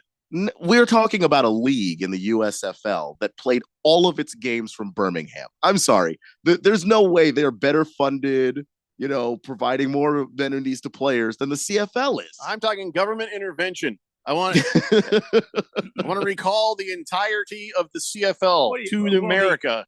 Listen, these guys are treated really well. The Montreal Alouettes, they eat. Hey, we got maple syrup here too. Wait, what? Yeah, we do. There's some maple syrup that's made here. That's true. American maple syrup, Randy. Like in the Northeast. Where's it from? Where? America. Sorry, what? Like New Jersey or something. I don't know. It's along the border. I'm not making this up. There is. Always tastes like angst and dirty laundry. It smells like Teen Spirit. Well, I'm just saying, I want our players back, and then we'll see what happens. Maybe we can get a good spring league. Does the Canadian Football League, does it play at the same time as the USFL and the XFL? I don't know. Or the USXFL? It's a good question. Canadian Butt Thunder, we await your response. Yeah. We're going to have to put him into witness protection.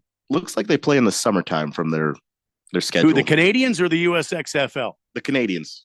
Huh? They start around like May and they go into September, honestly. Oh, October. there you go. See, that's what I keep saying about the USXFL. If the USXFL would play during that time, May or June through like September, now you've got a product where Americans are going to get on board. You know why? Because there's not a whole lot going. Okay, you got the NBA playoffs. Okay, you got baseball that's kind of starting up. It's not really, unless you're a hardcore baseball fan. You got the NHL playoffs that NHL and the NBA end in June. You got some baseball going on. Okay, now if you start the USXFL in like May or June, and he goes through September, that would be like a ratings boon in this country. You can call it the SexFL. It'll get people's attention. It would, but I don't know SexFL. that it would be don't good think anybody attention. Would watch. Yeah. Moist One is he's giving me some more intel. Sometimes you can trust his intel. Other times 500 yards, Moist One. That's just the rule. He says each team may have a maximum of 45 players. 21 Canadians on every roster is a rule. Oh, is that true? So 21 of the 45 must be Canadians. We should check with Canadian Butt Thunder. Teams can dress a maximum of 19 Americans, not including quarterback and the nationalized American. Nationalized American means that you used to be American, you decided to become Canadian. No, that just means or is it the other way around? You're an authentic American. Canadian Butt Thunder says most CFL players come to the United States. Not a whole lot of Canadians in the CFL. Didn't I read that? Yeah, I did. Mm-hmm. I don't know what to think of this. I do know this. Navy Devil says he's had syrup from Vermont. Says it's pretty good. Yeah, the Northeast is where they do all that stuff. Yeah, Vermont does seem like a place where, maple syrup comes from. People in sweaters tied around their waist or, I don't know. Maple syrup and tapping bad politics. I don't know. Yeah. Mr. Wilbur says, Sex FL, does that mean illegal use of the hands is actually legal? Well, I'd say so. CK says, wait, while Randy was snapping the ball to Jeffrey, boy, he's still hung up on that, isn't he? Mm-hmm. He dumped gravy on Randy's biscuits? I'm confused. Boy, nobody said anything like that. No. Hefty Lefty says, Warren Moon isn't dead. He's not? I thought he was dead. Who am I thinking of? Steve McNair. Steve McNair is dead. Warren Moon is. How come you never see Warren Moon on the TV then? Because he's always circulating the earth. You know, he goes through phases. I feel horrible. I got him confused. I thought he was dead. I'm right about Steve McNair, right? He's dead. I think Steve You McNair are is the correct one that about died. that, Yeah. Okay. I don't know. We Get need the Manhattan medium or whatever. I didn't realize that that's what you were getting at. I want to get my Warren Moon card signed now. We need to get hey Keon, get on that. Warren Moon on the show. Yeah, let's get him on. Don't tell him about this conversation. Of course, no, it can't come up because they'll never come on the show. Hey, Warren, tell first us about question, the Canadian Football League is what we want. Yeah, we thought you were dead. Tell us why you're not dead. We can't. We absolutely can't start there. That's a perfect startup question. It's not a good look for me. He's like, oh, I see. So you got one black quarterback right, but you can't get me right. Okay, fine. Yeah, that's not going to look good. He's 67 years old. You know what I mean? Like he's not even like old. So saying you thought he was dead in his 60s is. I thought he got Steve McNair. That's what I just got them confused. Just got them confused. Yeah. Steve McNair got shot by his ex or something, right? That's what I'm saying. Something like that. Yeah. Or maybe he was playing the USXFL. That could do that. That was not what happened. No, that was definitely Sniper took him out in the USXFL. The rules there are just so strange. Random texter says, didn't Doug Flutie win a couple of the blue and gray cups as well? Blue? What are you talking about? Blue? It's just gray. Wait, is there a blue one? Somebody needs to explain this. Cup. Blue and gray. Is that like Civil War? What are we talking about? I don't know. Swazman learned the hard way on the text line. He goes, stop talking about Canadian football or anything related to Canada. It's a moot point. And then the next thing, you've opted out. Will no longer receive messages from 1580 The Fanatic. He types in, resume. I've told them about this glitch. They're like, I don't know. Oh, we don't want Warren Moon on the show. Jagdog says, Warren Moon beat his wife. Oh, see, I didn't know that. That's well, that's not fun anymore. In that one Football Life episode that they had on NFL Network about him didn't come up. I'm gonna send you an email real fast. Hold on here, Keon. Do not ask Warren Moon on the show. Don't have to send that email. I think we just tell him we're just all on the same page. Because you're right. He never reads his email. I don't know why I'm hitting send. What do you mean I don't read my email? I don't understand that either. Canadian Butt Funda says the CFL actually runs until mid-November. Yeah, that's when the Grey Cup is held. Montreal Alouettes beat the Winnipeg Blue Bombers this year. Keon is right. The season starts in the early summer because it gets too cold to play outside come late November. Did make sense. That was a reasonable thought process, Keon. Yeah. Mm-hmm. Yeah. And November 19th was the Grey Cup. So literally a month ago to the day.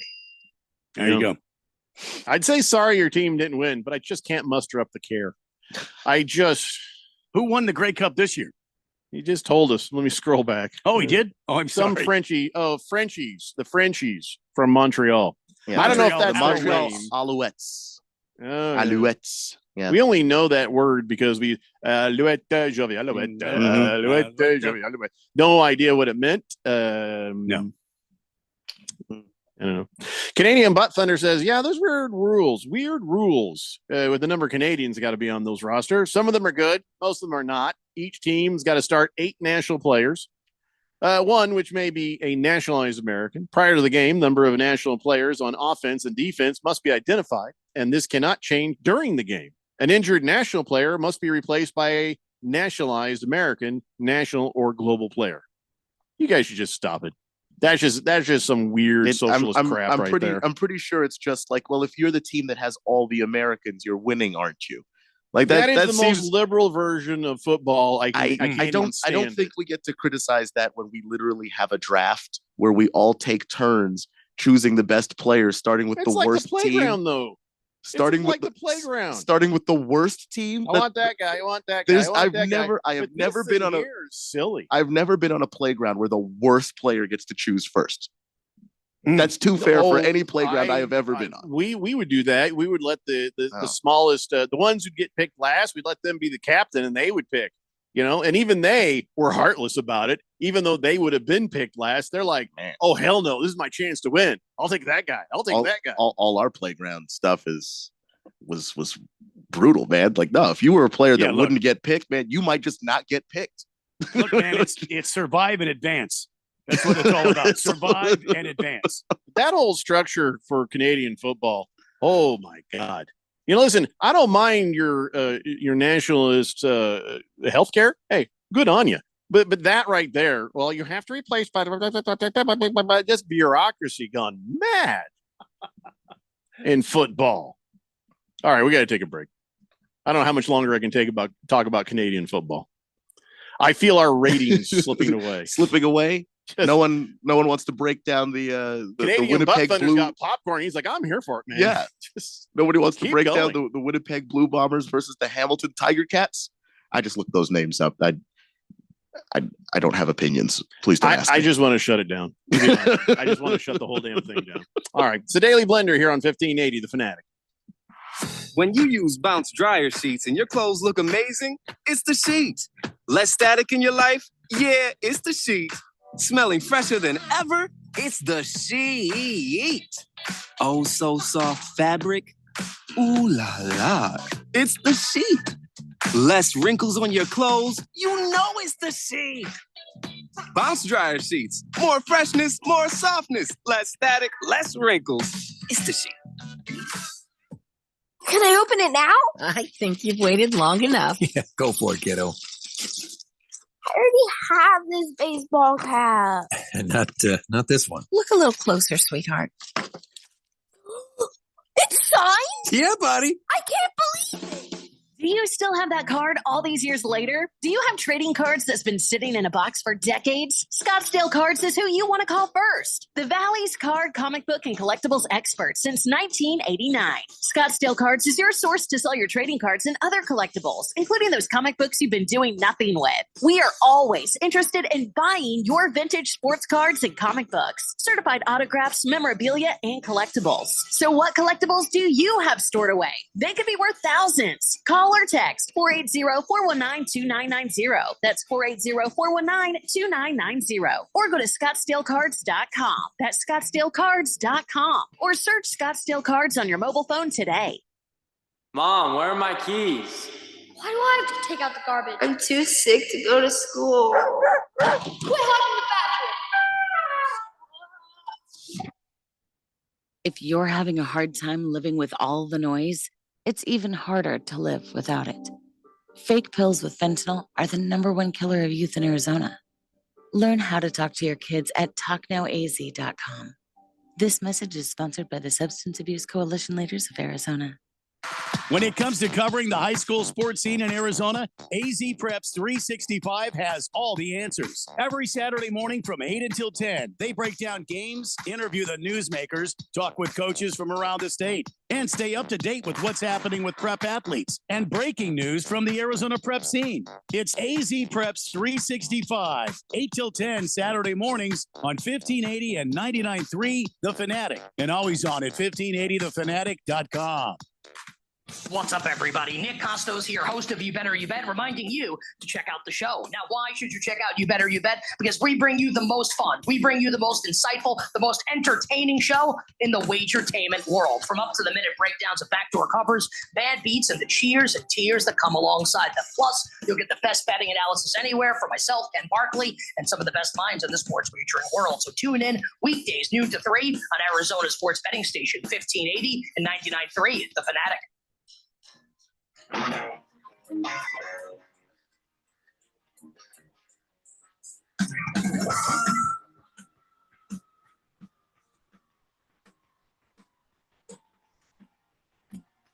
Daily Blender here on 1580 The Fanatic. This is just weird. This whole Canadian football thing is bothering me. For one thing, we just found out that week 1 of the season next year could have a game in Brazil. That is an actual real Canadian thing that football? might happen. No, I mean of American football, NFL. And I'm thinking it's like we're going to Germany, France, England, Brazil, Mexico, God knows where else. Why don't we just go to Canada? Because they don't want us. Canadians have their own football league. And it sucks though. They should. We should be trying to get on. That would make more sense to have a team in each one of the parts of Canada. What do they call them? Provinces. They already have one. It's a Buffalo. No, what? No, Buffalo. That's New York, Randy. So it is right across is it- the is waterfall it, from though? like Toronto, though. I mean, it's like right there. You really think I mean, Canadians are coming across the border for that? I don't know. Please, I all the time. yes. We should put a team in each. How many? Four provinces? I don't know how many parts of Canada. You got let's see, you got your Vancouver, you got your Montreal, you got your Yukon, Canadian you got your one, what else you two, got? 3, 4, 5, Edmonton. 6. Oh, there's 7. You got your All right, there might be 8. Toronto, YYZ. All right, here's what British Russia's in there Columbia somewhere. Oh, that's it. AB. I don't know what that's in. Saskatchewan, Megabyte, Onions, Queen Okay. Creek, National League, New Balance. Pretty sure that's the map I have only has the abbreviation. You got so- Alberta, British Columbia, Oh. Manitoba, New Oh, Brunswick, I see that now. Yeah. Newfoundland, Is the it Northwest Newfoundland? the Northwest Territories. If I pronounced that wrong, then look, man, I got nothing for you. Nova Scotia, Nunavut, Oh, wow. Ontario, Up in the icy area, there's even more. Prince Edward Island, Quebec, Saskatchewan, God. Yukon. So 1, 2, 3, 4, 5, 6, 7, 8, 9, 10, 11. I count 11. So there's 11 divisions in Canadian football. Is what I I'm count hearing you say. 13. Here in this Okay, list. here's what I propose. The hell with the North. Forget the North. But British Columbia gets a team, the West gets a team, Ontario gets a team, and Quebec gets a team. Maybe even Atlantic Canada. I don't know. But Quebec's teams. going to be full of those big Frenchy type lumberjacks. That's all right. Makes for a good offensive line.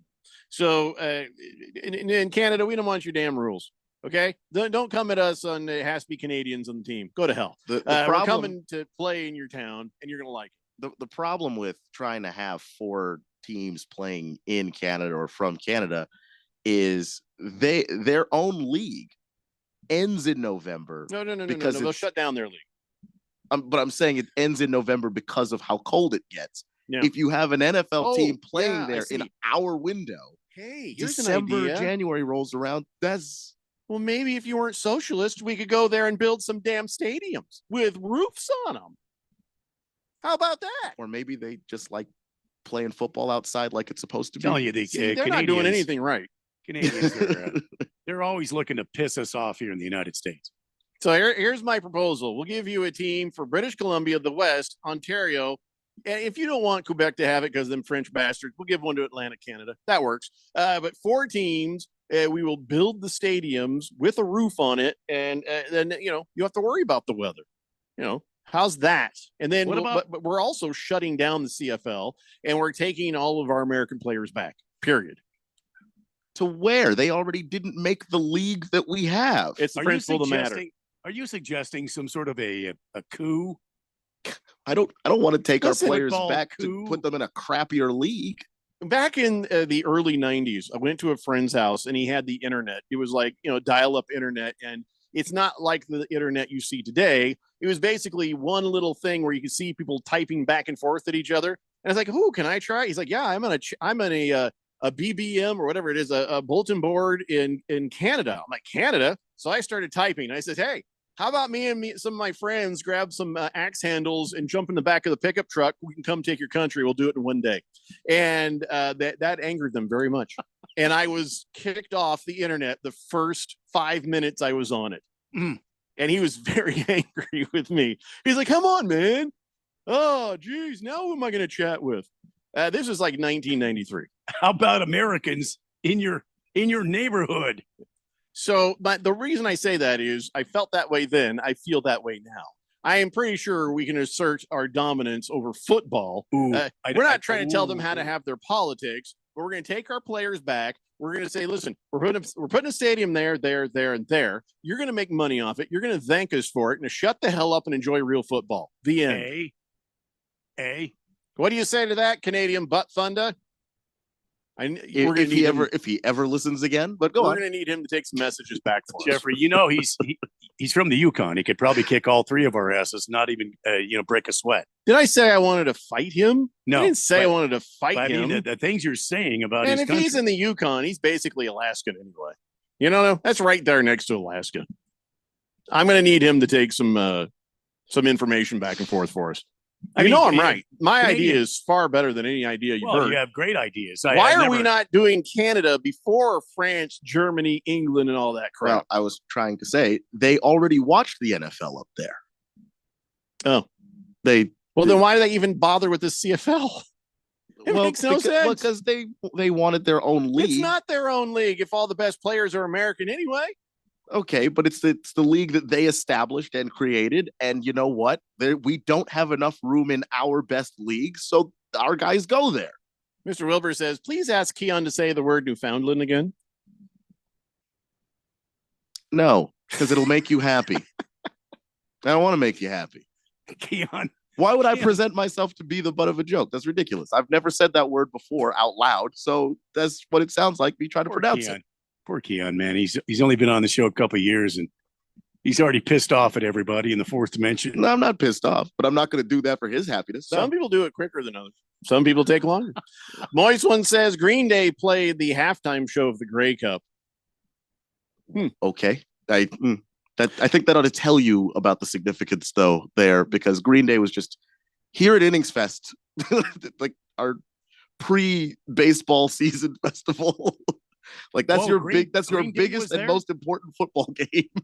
Green Day is awesome. Green Day is awesome. Lefty says we can break down the 24-game heater that Sudbury Blueberry Bulldogs just completed in no-show. JJ Frankie, JJ was the leading goal scorer with Ted Hitchcock, providing timely long-range goals from his left winger position. That's hockey. Oh, you son of a bitch! Oh, it was hockey. Okay, yeah. Thought he for a minute there. I thought he was talking soccer. I believe it's hockey. Thank you. Donnie says, I got a Warren Moon jersey when I was little. That's cool. Yeah, I got it from my uncle. My mom was so mad I had it that I kept it after he beat his wife. So you still have that thing? Where are we going with this? I have no idea. Swazman says college players in America will go to Canada if they can make money and play. Otherwise, they're just part of the scrappy of the NFL practice squad, Yeah. Hey, the old the push tush or the butt punch, like I like to call it now? Puncher. Yeah. Butt punch. Last night we're watching the Manning cast, and Chris McCaffrey was fun on there. I don't know if you ever watched. Did you ever watch Reacher on Amazon Prime? I have not watched Reacher. It's a good show. No, you should start with the first season, but that's a pretty good show. It's not the little itty bitty Tom Cruise version. It's the as was written in the book version, this big giant of a man playing Jack Reacher. And when I saw Chris McCaffrey show up with the Manning brothers, and I'm like, he's like a miniature Jack Reacher. He's very monotone. He's very straightforward. I felt like he was a pretty good guest last night. And as they're sitting there talking about stuff, I guess Peyton Manning is coaching his son's 7th grade youth league. And he implemented the tush push, and it worked. And then, of course, they all came to him. The officials said that's illegal. You can't do the tush push in this Cherry Creek Bruin league here. You can't. And he's like, well, if it's legal in the NFL, I just figured it would be, And it is kind of a surreal thought that somebody's going to Peyton Manning to tell him what the rules are. You know what I mean? Like this is not going to go Rules well. himself. Yeah. But he says, so that was the last time we did it. They banned it in our league. So I found that interesting. So do you think they're going to get rid of it? Do you think they're going to ban it, or do you think they'll leave it? I think they should leave it. I think they should leave it too. I liked it. And then remember they did that with the Chiefs, and that was the play where Patrick Mahomes' kneecap went down to his ankle. Yeah. So it doesn't work for everybody, but if you have the right personnel, it's an effective play, and I can't see anything not football about it. Didn't the Patriots do that with Tom Brady? No. because you weren't allowed to do it back then. Like the way they did like the Tom Brady sneak though. It was similar. They did the sneak. It was similar, but you weren't allowed to push back then. So they never did that with Tom. Because Tom's like what 6'5" or something, right? I mean 6'4", 6'5". Yeah, in that range, yeah. He's tall. I thought they did something similar to what the tush push is today. Maybe the front of the formation, but you weren't allowed to actually push the guy the way they interpreted the rules at that point. Right. Man, I don't want to talk about Tom Brady. He's getting on my damn nerves. He's basically sitting on the porch telling everybody to get off his lawn lately. Me too. And I'm about had it. And this is the worst. Now he's come out and criticized the suspension of Damontae Kazee. And he's like, it's Gardner Minshew's fault. I'm like, I'm sorry, what? This guy has cheap hit after cheap hit, so much so many dirty plays that they've thrown him out for the rest of the year. And he says, no, he says, listen, quarterbacks should not be throwing the ball into areas where they're exposing their own teammates to these types of hits. You mean illegal ones? Well, that would be any play, Tommy. That would be any play. I also just like this. Tom Brady is doing the worst version of back in my day because he was playing yesterday. Tom Brady was in the league and we all saw the 20 years of his career. So now Tom Brady is actually pretending right now that quarterbacks today, they just don't know how to protect their receivers and they throw the ball anywhere they want because they've relaxed the rules. There are minutes long highlight videos of Tom Brady just throwing the ball into places where Wes Welker is just getting annihilated. Wes Welker is goofy from the concussions because of you, Tom Brady. Wes Welker had to have his helmet doubled in size like the Great Kazoo from the Flintstones. I remember that. Because he had so many concussions. Who was throwing the ball, Tom? Sounds like Rob you guys are doing Gronkowski did not injure himself. Sounds like you guys are doing like Wes Welker one-liners. It's just, and Peyton Manning joined him with that a little bit. It was just like, no, because you killed Austin Collie, and we all watched it. Every quarterback gets people killed throwing into that area. And it's one of those things where, if you really care about your receiver, you see somebody in the area that is maybe lay off that if you know there's somebody going to hit them at speed. But if they're wide open, they're wide open. But as far as illegal hits go, it does not matter, Tom Brady. And listen, I'm not here to defend Gardner Minshew. I'm defending all quarterbacks from your nonsense. You got, as Keon said, Wes Welker, Julian Edelman, Rob Gronkowski. You got their bells rung on a weekly basis. Shut up, Tom Brady. I don't mind if you've got opinions but I don't like the hypocrite thing. I was looking forward to seeing Tom Brady doing some play-by-play and stuff like that. I'm starting to think he's going to piss me off. I mean, if he's going to be, sitting from his high seat of authority that, he is the greatest quarterback of all time, you cannot act like you didn't do some of the stuff you're now criticizing. And because he also did the thing where he's like, wow, they've made the game too soft. And I can't imagine why that would be the case. So a guy catches the ball in the middle of the field. And is he going to get hit? Good chance. But the guy who's running over to put the hit has a choice of a helmet or his shoulder pad. And so the illegal hit is not the fault of the quarterback who threw the ball. Did you put your guy into a position where he's going to probably get roughed up? Yeah, I see that. And sometimes like, oh, don't throw that. Yeah. But it's like, man, do you hate him? Why did you put that there? An illegal hit is an illegal hit. That's what is really at the issue. And defending Damontae Kazee is just dumb. Way too many Twitter arguments for me. I need to log off. But like there were the people just going, well, what was Kazee supposed to do? Not lower his head and lead with his helmet? What are we talking about? No need for that. Common sense, Tommy. Common sense. All right, listen, we got to take a break. When we come back, we are on our way to talking about some proper NFL football, but I got a bunch of other things that I got to take care of. Got to get caught up on the text line, and then we'll do that. It's the Daily Blender here on 1580 The Fanatic. 2 hours ago, Kyle arrived at the bar. Hey, what's everyone drinking? 30 minutes ago, Kyle got his friends another round of drinks. Cheers. 5 minutes ago, Kyle decided to drive home drunk. A minute ago, A law enforcement officer pulled up behind Kyle. Sir, have you been drinking tonight? A chain of events that began 2 hours ago is about to change Kyle's whole world. Drive sober or get pulled over. Paid for by NHTSA. Hey, Ralph, got another solar question for you. Okay, but did you check out the Harmon Solar podcast first? The what? The Harmon Solar podcast. We put new episodes up twice a month that teach you all the things you ever wanted to learn about solar. We discuss things like how solar works, the roofing, sales process, demand management, everything solar. Show like this needs some real smart thinkers, huh? Well, yeah. So you got some really great guests then, huh? Almost every show. Is it on Spotify? Yep. iTunes? Yep. Just search it everywhere. It's the Harmon Solar podcast. Go check it out at harmonsolar.com.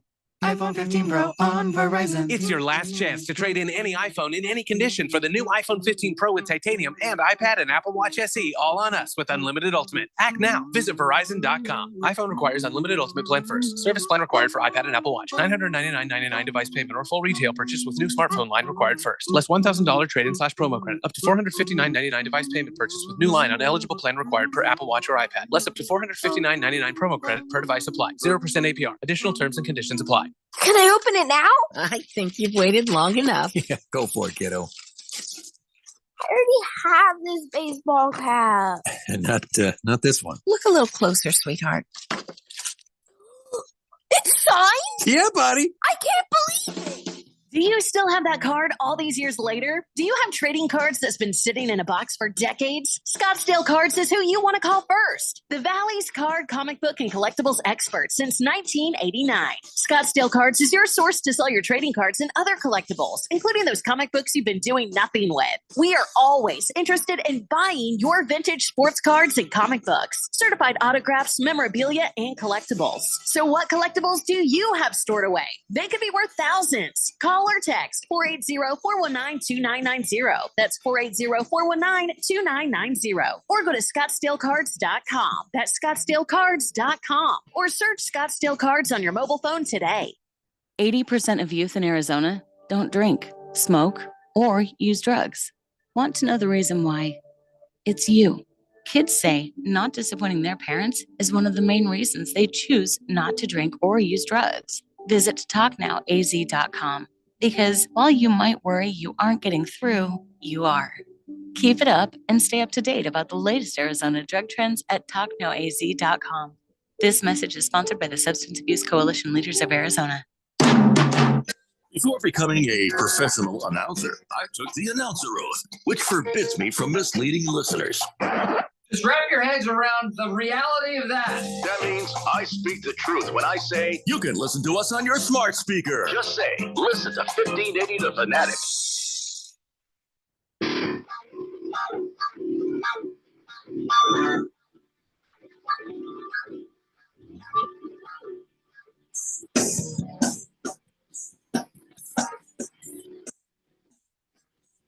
Hey, Blender here on 1580 The Fanatic. Fish Tank says Wes Welker looked like a bobblehead out there because of Tom Brady. I can't believe that for someone who had to suffer his team beating us every year, I think I've maybe never found him more annoying. Yeah, I don't know. Is he just trying to make sure that we remember he's around, or does he really believe this garbage he's been saying lately? And this is not even the only thing. I think this is the worst thing he said, but it's not even the only thing he said. Hefty Lefty says Minshew was just channeling his inner Peyton Manning.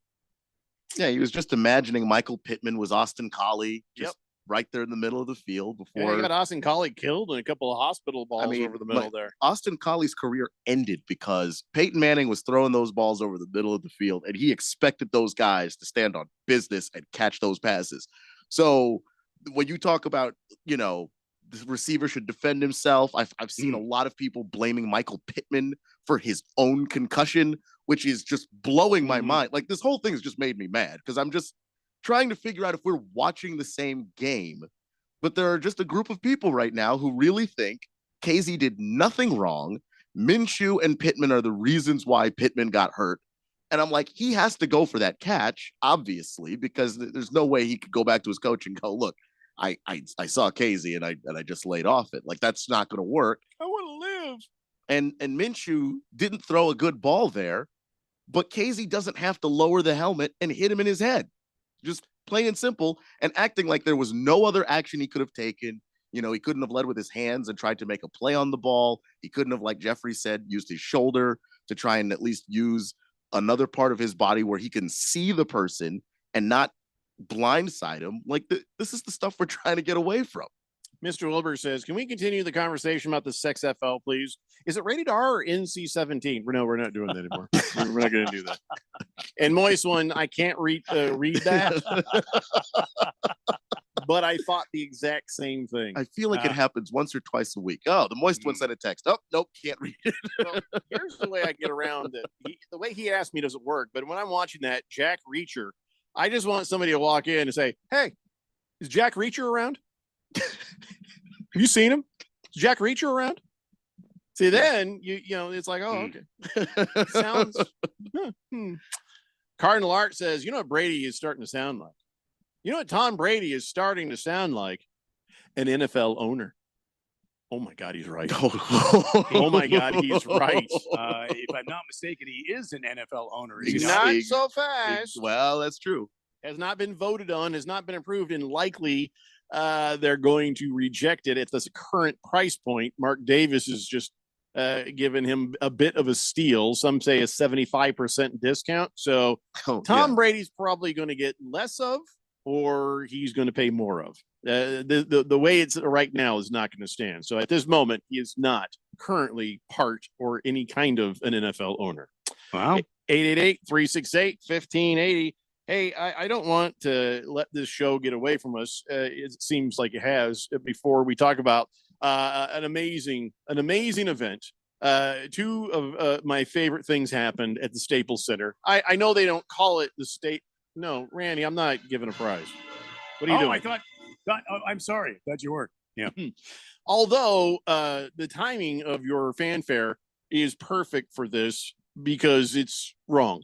The Lakers had a ceremony, and I love the video. An ill-fitting participation trophy banner appeared at the Staples Center. You're just happy because now somebody else in the major sports has a participation banner hanging from their this stadium. One I think is worse. I feel last like night. this is horrible. even worse. And they know horrible. it because based on the way that they designed that banner compared to the ones that actually represent championships. It didn't even fit in the space right. It's going to throw the whole feng shui off of everything. Yeah. They have these landscape banners, and by what I mean is like this piece of paper right here on its side, right? So they have their little championship banners, right? And so all of a sudden they open one up and it's portrait. It's like it's sort of sitting there next to the other ones. It makes no sense. But I'm watching this and I'm like, it's not the same color. It's completely weird. It's just awkward. And cut to shots of the guys, and you cut to a shot of LeBron looking very proud. Another shot of Anthony Davis, and I bleep you not, he looked embarrassed again. And they're like, dun, dun, dun, dun, dun, dun, dun, and here it is. And LeBron was like, I think it's awesome. And they're like, yeah, we won that, and immediately lost to the Knicks. Yes, that felt so right good. after just. Celebrated a banner for a thing that's not a championship and didn't matter. Can I repeat? The Knicks. Yes.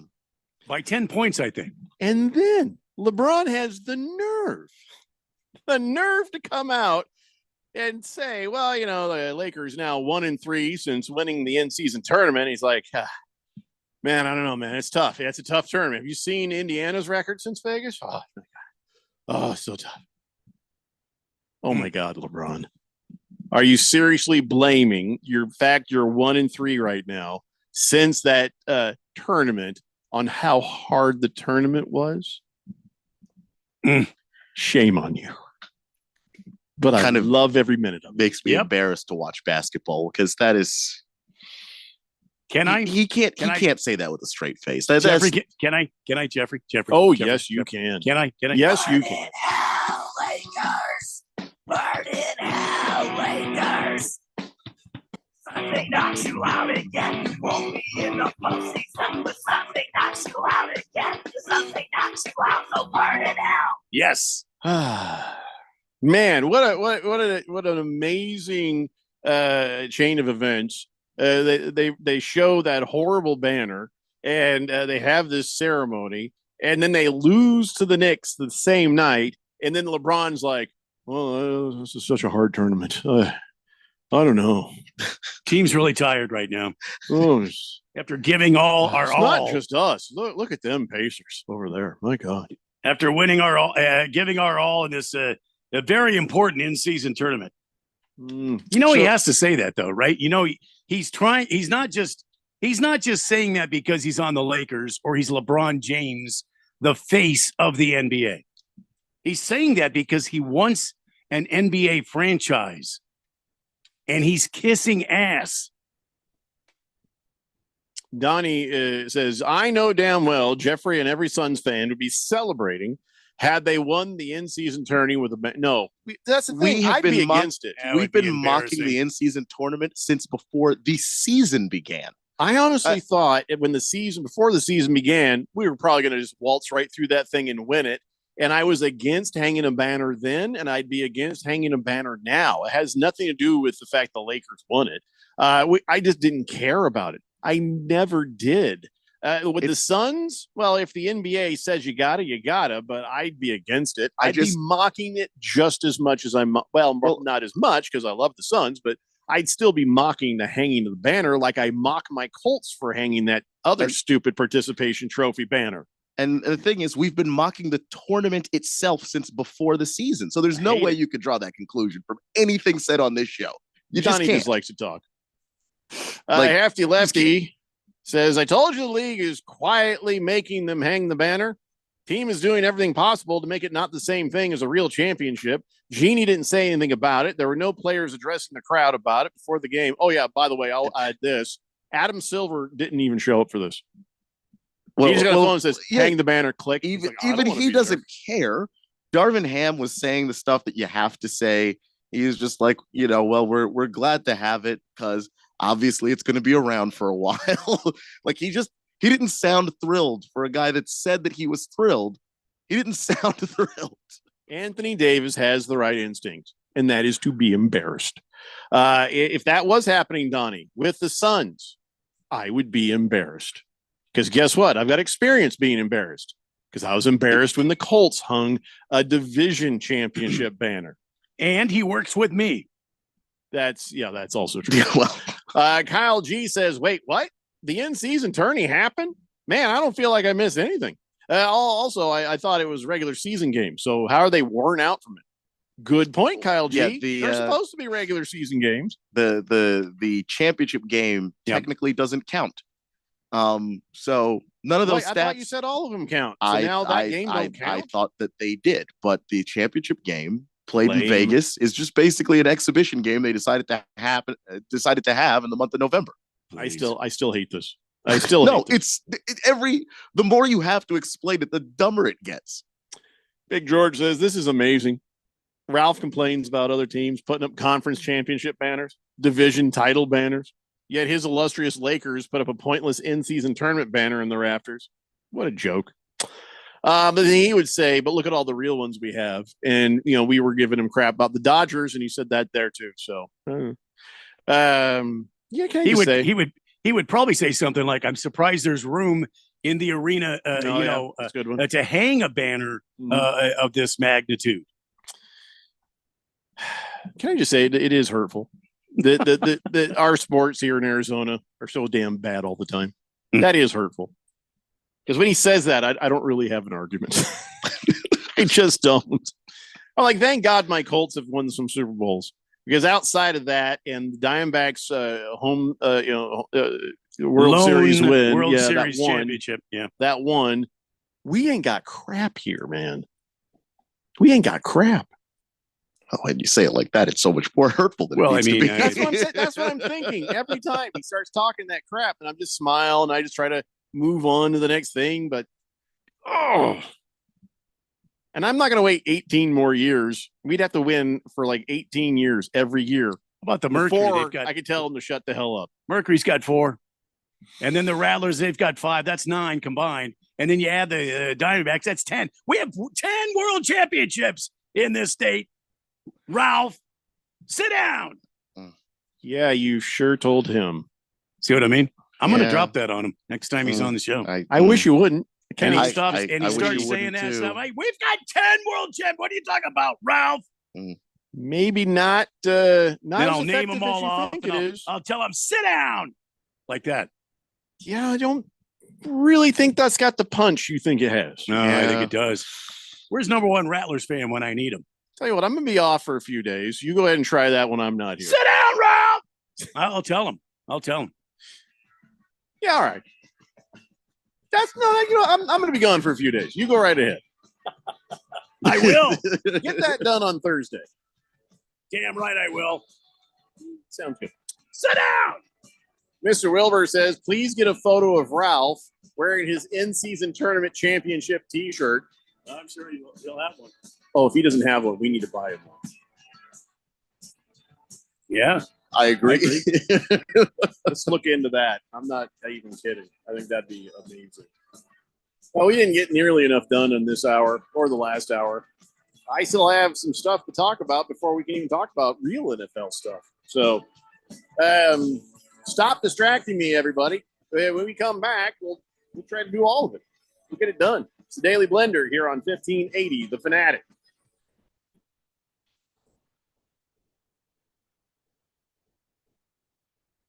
Paid for by Christian Care Ministry. So right now may be the perfect time for you to rethink how you pay for health care. And here's why.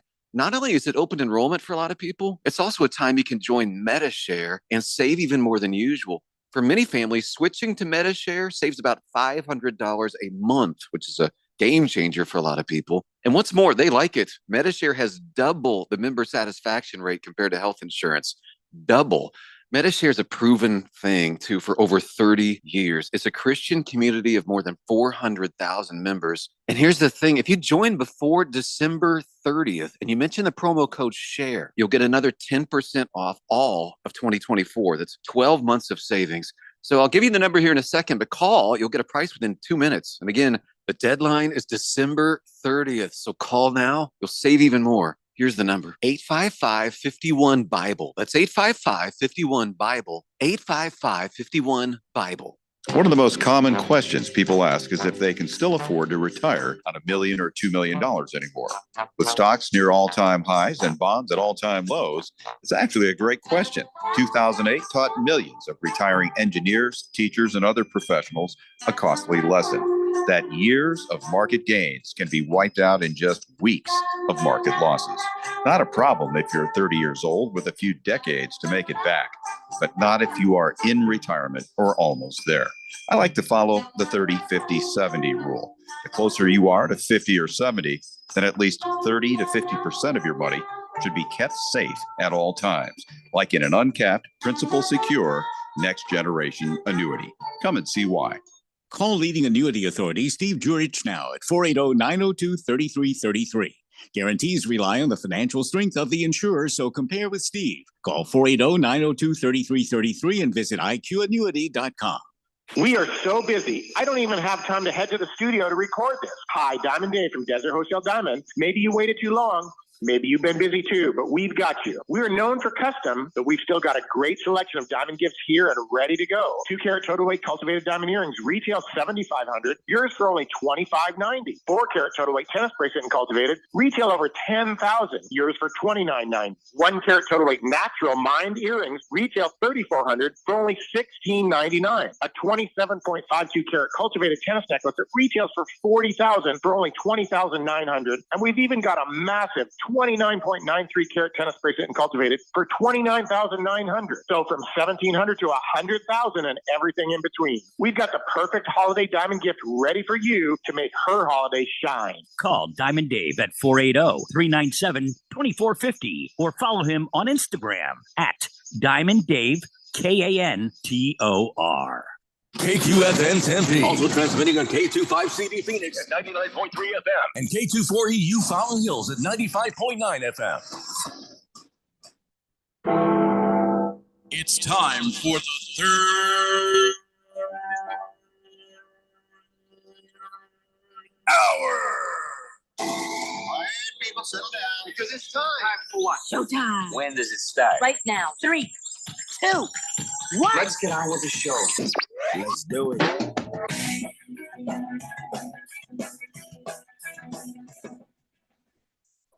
All right, everybody, it's 5 o'clock here on the Daily Blender. I'm your good friend, your radio pal, Jeffrey O'Brien, alongside Randy White.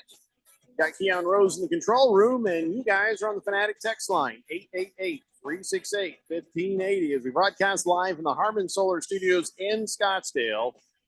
And it's time for another conspiracy theory. That's right. There is a conspiracy theory. Not sure I'm going to buy this one. Not sure. It could have some legs, but I think there's a better reason. So you remember we were talking about old Al Michaels, a 79-year-old. He's still doing it. He's still getting it done. He's a great voice. He's a great broadcaster. Yeah. And, you know, we could look at this one of two ways. One, he's making every broadcast he's on sound sleepy. Or two, because he's doing Thursday Night Football, those games generally stink. So he doesn't have much to work with. You go back and forth. It's like when Keon defends quarterbacks that we think are busts. You know, it's like, well, if he had something to work with, maybe he wouldn't be so bad. Well, if he was better, maybe he could make something better. So we could argue that all day long. I'm with you. When it comes to Al Michaels, I mean, I love his voice, and he's iconic. He's one of the best ever to do it. But NBC has decided they're not going to use him in playoff coverage. Now, he left NBC, or they probably were done with him. They're like, well, we're going to go with Mike Tirico because, you know, Al's very old. And Al's like, well, okay, fine. I'll just do it over at Amazon. And they're like, all right. And so now they're like, well, we don't need your help. And so he's a little bummed out about that. He's been doing playoff football forever, but Amazon doesn't have any playoffs. So could ESPN ask him? Could somebody else? Maybe, but I think everybody's already got their chairs filled. So, so there he is. Now, here's the thing. Now, you don't need a conspiracy theory. That all sounds pretty reasonable. Sounds like, okay, he doesn't work there anymore. So I'm with you. People from radio stations I've used to work for have not asked me to come back and do certain things. Why would it's just no, it's not my job.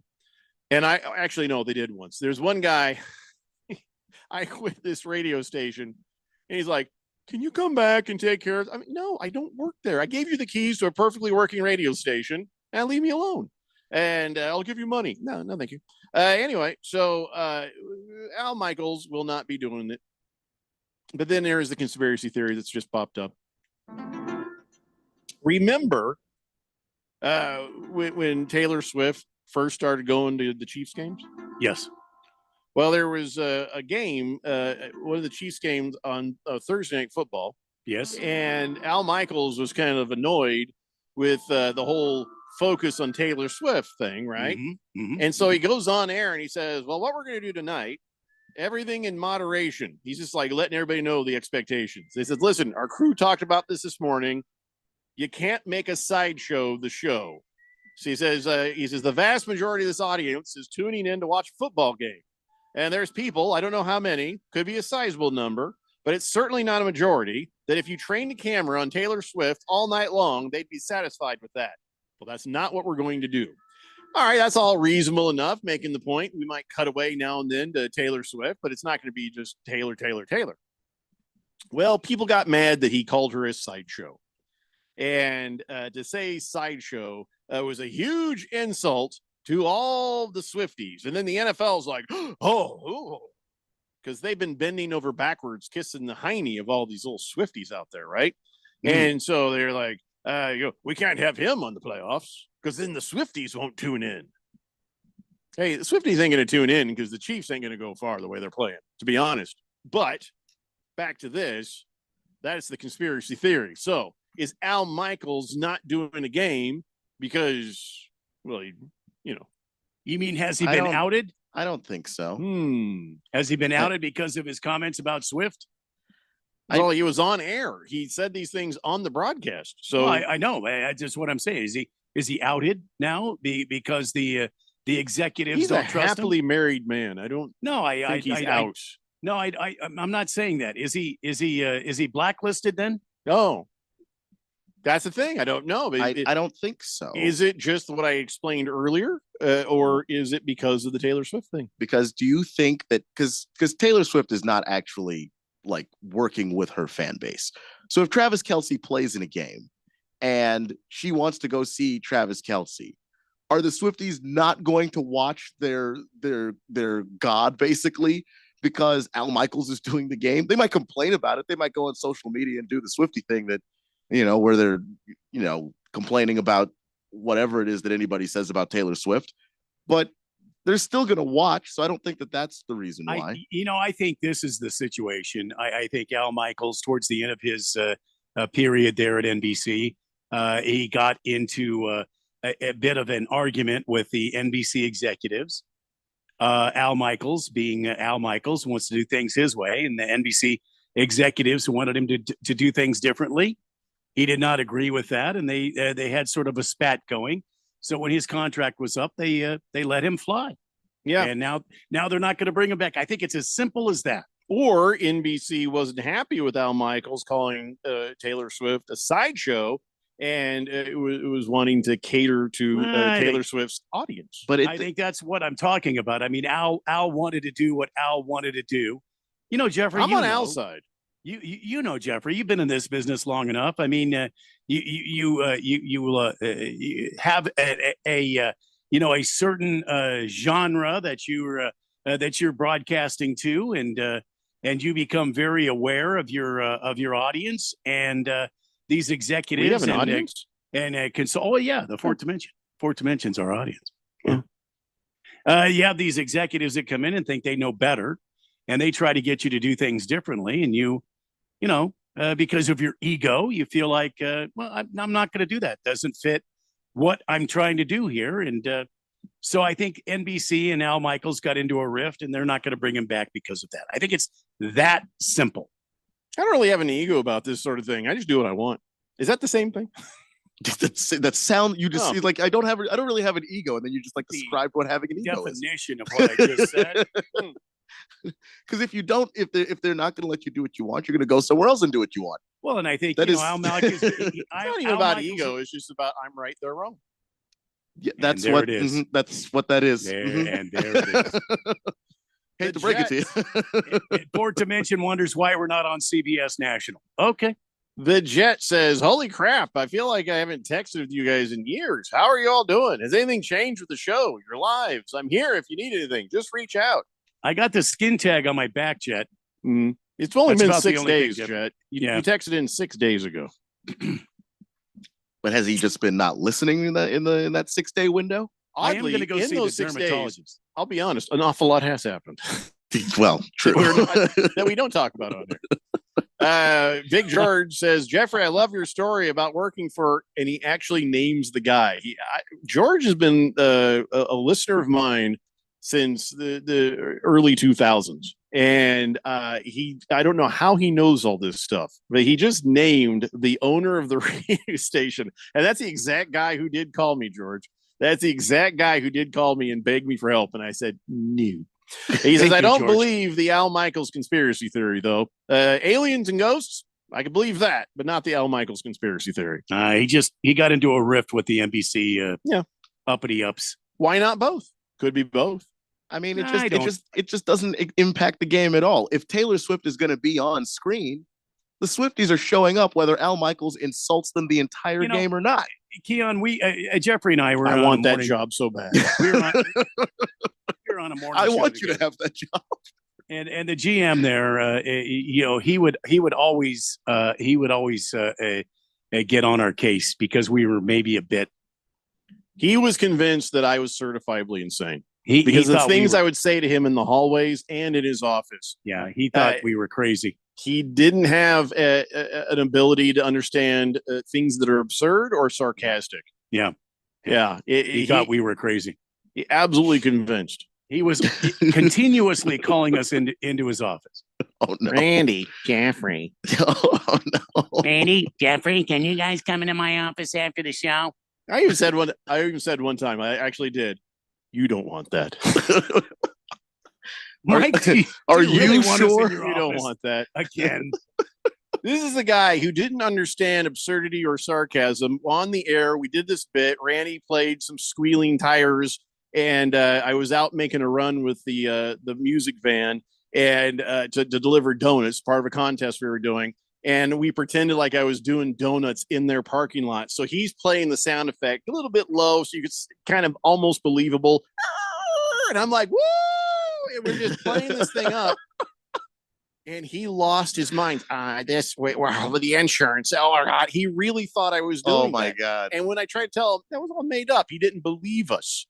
He didn't believe us, and he took the van away from us. I had to go out and do stuff with the this old car, the 62 Plymouth Belvedere that we said, well, now that's the morning show car because the Mike won't let us have the van anymore. Morning show mobile. We got the van taken away from us.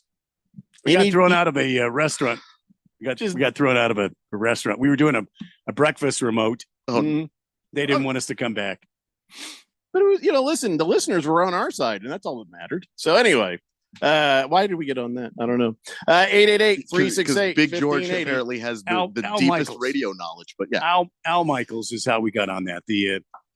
I think it's exactly it's the same thing. It's the uppity ups that have an issue with Al Michaels. He won't conform. Mm-hmm. And should he have to after everything he's been? No, he's the gold standard. At that point, everybody else change. I mean, you rein him in with the ridiculousness, but Al Michaels with ridiculousness? Come on, man. He's been doing this a long time. No, I'm on his side in all ways. Now, I don't know if the games are sleepy because of him or if he's sleepy because of the games or what the deal is. But I still feel good whenever I hear him talking. The two pretty decent games that they got, he sounded alive. Yeah, he woke up for those. in a way he didn't sound for any of those other games. Well, it seems like they want him to go, somehow crazy on a catch over there's a catch over. Oh my God, the catch over the middle. What a great. Al Michaels is not going to do that. Can I tell you something that kind of bothers me? My wife does not like Kevin Harlan. Kevin Harlan here with Kurt Warner. And she's like, it's just, she says it's too constant. Everything with that guy. I'm going to go to the bathroom. I'm going to go get myself a hot dog. And when I come back, we're going to go ahead and drink it. And when he goes home, he's the same way. Hello, honey. How are you doing today? Where are the kids? Oh my God. Who's that man in my closet? It's just, everything is constant. So I can kind of understand that, but man, I love Kevin Harlan. So when Kevin Harlan's doing a game, all of a sudden I get this. Does it got to be so loud? Yeah, I love Kevin Harlan. Oh no. Does it need to be that loud? Jeffrey, I feel like you should turn up the volume. At least that's what I hear. So yeah. Kyle G says, is Big George a stalker? Do you feel like somebody's watching you, Jeffrey? Nah. No, Big George is the guy who's been listening for years. That's all. He's just a fan. Yeah.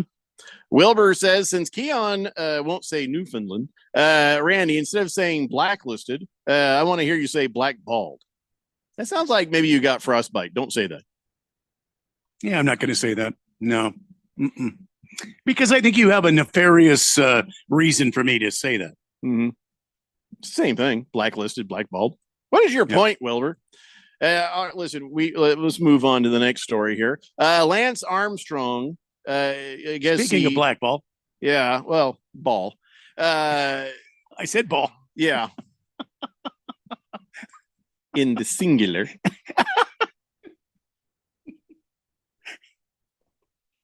There's a Chinese checkers joke there somewhere. Anyway, so he actually came out and revealed how he got away with 500 drug tests. And he says, it's just about the calendar. It's about the clock. He says, what has a longer shelf life in you. He's like, if you smoke pot 2 weeks later, you're going to pop a test. He says, but the stuff that he was doing, the performance enhancing drugs, he says it was like rocket fuel. EPO, he says that, and it's a substance that stimulates red blood cell production, and he says it exits the body pretty quickly, so that's why he never got caught on it. Well, how did he get caught on it? I forget. How did Lance Armstrong actually finally get busted? Well, Well, because he was doing the blood doping too, and I think that's what got him is they test your red blood. What they started doing when they realized what was going on was they test your red blood cell levels before the Tour de France, which takes forever, and then during the whole event they would test you. And if your red blood cell count is like way too high, just what on earth is this? That's not a human being's, red blood cell count. That's just in levels that nobody has them in. Well, then you're in trouble because you're so far above your baseline that it's just ridiculous. So they changed it to the end of the event to during the event. Yeah, they started testing basically every other day during throughout the event. Yeah.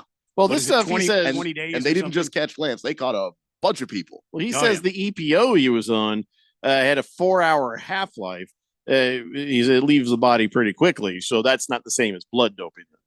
No, with blood doping, what it is you basically draw your own blood, and then you freeze it for later, and then you inject it back into you, before you ride the next day. Then you have extra blood cells to give you more oxygen while you're riding. All right. Well, Lance Armstrong is a cheater. And why is he now admitting to it? For the longest time, he denied. So was he just... I don't know, but it was really fascinating watching they had a documentary on him. It was a 30 for 30, and they actually got him. And he was trying to defend himself. Like he was like, if I just explain it, everyone will understand. And he sounded worse. He sounded so much worse than anything he could have done had he not shown up. And I think it's just at some point, like everybody knows what he did, and denying it doesn't look good. So now he's trying to do the redemption tour thing. That's what it seems like to me. It's like I did it. If I admit everything, then maybe eventually people let me back into normal society. Well, that's like Pete Rose, who just lied, and was a jerk about it. And that's why he's not in the Hall of Fame. So I don't know. Some people just can't. Yeah, but he did. Pete Rose did make things right. He did say I lied a long time after the fact. Yeah, so let him in then. I mean, if that's the only reason he's not in the Hall of Fame. Well, I don't care if he's in or out. I kind of like the fact he's not in. Just to be that guy. Just because it bothers Pete. I was walking through Vegas. I can't remember what hotel it was, but he's sitting there at a high top, just sort of by himself. And I think his wife was there, and he was he looked miserable. And I was just kind of like, well, that's where Pete Rose, I guess, needs to be. He getting there signing autographs for people who just sort of walk by. He just kind of looked at me as I walked by, and I was like, kept going. I don't want to pay you for an autograph. I really don't. I mean, sorry, your life turned out the way it did, but you're the reason it did. Pete Rose, the reason you're not in the Hall of Fame is because of Pete Rose. So I don't know why we have to put him in now, Randy. Because he's one of the great hitters in the history of baseball. And if the problem was the gambling itself, well, then he can't get it. Well, we're not we're not wanting the steroid guys in. We can't let the cheaters in. Same thing. I don't think so. Because I don't know how he was cheating the game. He didn't gambling on baseball, which is he gambled, and that was against the rules. And he lied about it. Yeah, he lied about it. But the steroid guys, you take steroids so you can do better.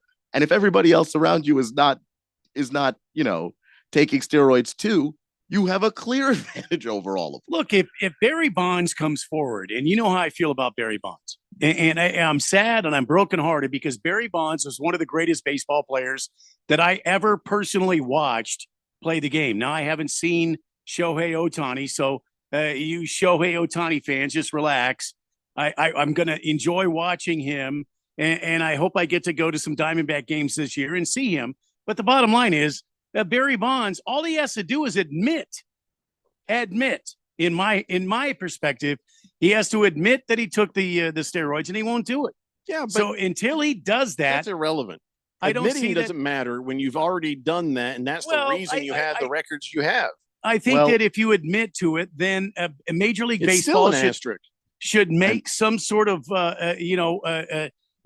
like you said, an asterisk. Exactly. In your logic, Pete Rose should be more easily forgiven than the people who did steroids. No, that's not true at all. But I think Pete Rose has admitted, he's written a book about it. He's come out and said it. And I think baseball needs to go, okay, we're going to let you in. And, and we're not going to name you the hits king, because he did hit more than Suzuki. Can I tell you the number one reason not to let Pete Rose in the Hall of Fame? Because somewhere out there he has a bet on it. Well, I mean, maybe he does. If he gets in, suddenly he's going to make so much money. The guy lives in Las Vegas. Give me a break. I mean, he does. So, I mean, I wouldn't be shocked. Mr. Wilbur says Kevin Harlan's wife is cheating on him. Oh, yeah. What? And my little mental play right there. Yeah. The Jet says, I've never been blackballed, but I have been blueballed before. Men, can we just talk about something real fast? That's not a real thing. We all know that's not a real thing. Stop using that to make women feel bad. There's no such thing. Maybe it was with Lance Armstrong because he was on that little bicycle seat. Maybe he might have been blue ball, but I don't think even that, unless, like I said earlier, unless it's cold out. I don't think we have to stop pushing that narrative just because we're horny. I don't think that's blue balled. I think it's just shrinkage. If it's cold out, I think it's shrinkage. Yeah. I do feel bad for Lance Armstrong a little bit when that little raisin goes. He got to get nervous. Like, oh my God, what if it? I don't want to lose the only one I've got. I only have one. I think I think when we come back, I think we need to have a little man talk. I've got a man of the day, 2 men of the day actually, and some other cautionary tales for your manliness. It's the Daily Blender here on 1580 The Fanatic. This is Brent Musburger's action update on 1580 and 99.3 The Fanatic. Take the guesswork out of your holiday gifts. OmahaSteaks.com for 50% off site-wide and save an additional $30 with promo code VSIN. OmahaSteaks.com. The latest odds for the College Football National Championship semifinals, the Rose Bowl pitting Michigan against Alabama, has the Wolverines favored by 1.5. Michigan minus 122 on the money line. Alabama plus 102 with an over-under in Pasadena sitting at 45.5. The Texas Longhorns are a 4.5-point favorite to beat Washington in the other semifinal matchup, the Sugar Bowl in New Orleans. The Longhorns minus 182 on the money line. The Huskies are plus 150 with an over-under inside the Superdome at 63.5. I'm Tony Desiri with your VSiN Action Update on 1580 and 99.3 The Fanatic. Paid actor portrayal. I didn't see it coming. Life can be so unpredictable. After losing my dad, it made me think about my family if something were to happen to me. The mortgage, car payments, and all the other bills. Even things like our annual summer vacation would be out of reach. I had heard about life insurance through Ethos and how easy it was to get coverage. They were right. I knew it was time to stop putting it off and get life insurance right now. I got on my computer and went to ethoslife.com. In just 10 minutes, I was covered. And boom, family protected. Thanks to Ethos, my family won't have to worry about the bills if the unpredictable happens to me. Ethos, fast and easy online term life insurance. Up to $2 million in coverage with no medical exam. Some policies as low as $1 a day. Answer a few health questions and get your free quote at getethos.com. That's GETETHOS.com. Hey, Jeffrey O'Brien here. And listen, Phoenix has had over 53 days of 110 degree plus this summer. This last July alone, we had 30 consecutive days of 110 plus. And this summer heat might just be the new normal for summers here in Arizona. What you need to do is call Harmon Solar today. Harmon Solar could save you over 80% off your electric bills. They're a locally owned, family-owned company. Call Harmon Solar for a free estimate. 800-281-3189. That's 800-281-3189 or go to harmonsolar.com. For the latest from the world of golf, tune in every Saturday morning from 6 to 8 for the Golf Shop Radio Show, presented by PlayGolfMyrtleBeach.com, the golf capital of the world. Hosts Mark Greenhelch and Matt Blanchard talk golf from tee to green and everything in between. If you like golf, you're going to love Golf Shop Radio. Before you tee up, drop on in. Welcome to the Golf Show here on 1580 and 99.3 The Fanatic. Don't be fooled by the people you meet on social media. It may start as an innocent conversation, but anyone who tries to sell you pills is nothing more than a drug dealer. And if you think tiny pills can't do much harm, think again. Fentanyl can end it all. Know the truth about fentanyl at learnmoreaz.org. Don't be fooled. Don't be faked out. Visit learnmoreaz.org. This message is sponsored by the Substance Abuse Coalition Leaders of Arizona. Hey, what's up, everybody? Ken Barkley here, reminding you to check out You Better You Bet. Why, you ask? Well, because we bring the fun, the insight, and all the wagertainment you need. Plus, hopefully, we win a couple bets along the way. From up-to-the-minute breakdowns of backdoor covers, bad beats, and the cheers and tears that come with them, obviously. Plus, betting analysis from some of the best minds in the sports wagering world. Join myself and Nick Costos and tune into You Better You Bet. Weekdays from noon to 3 on Arizona's sports betting station 1580 and 99.3 The Fanatic.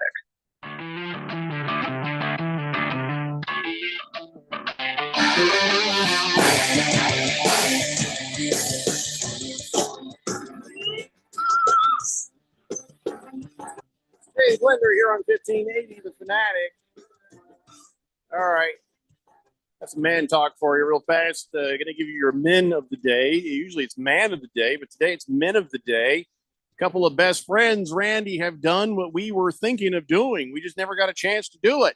Oh, no. That's right. In Australia, a couple of guys, best friends, they've broken the Guinness World Record by visiting 99 bars in 24 hours. 99 bars.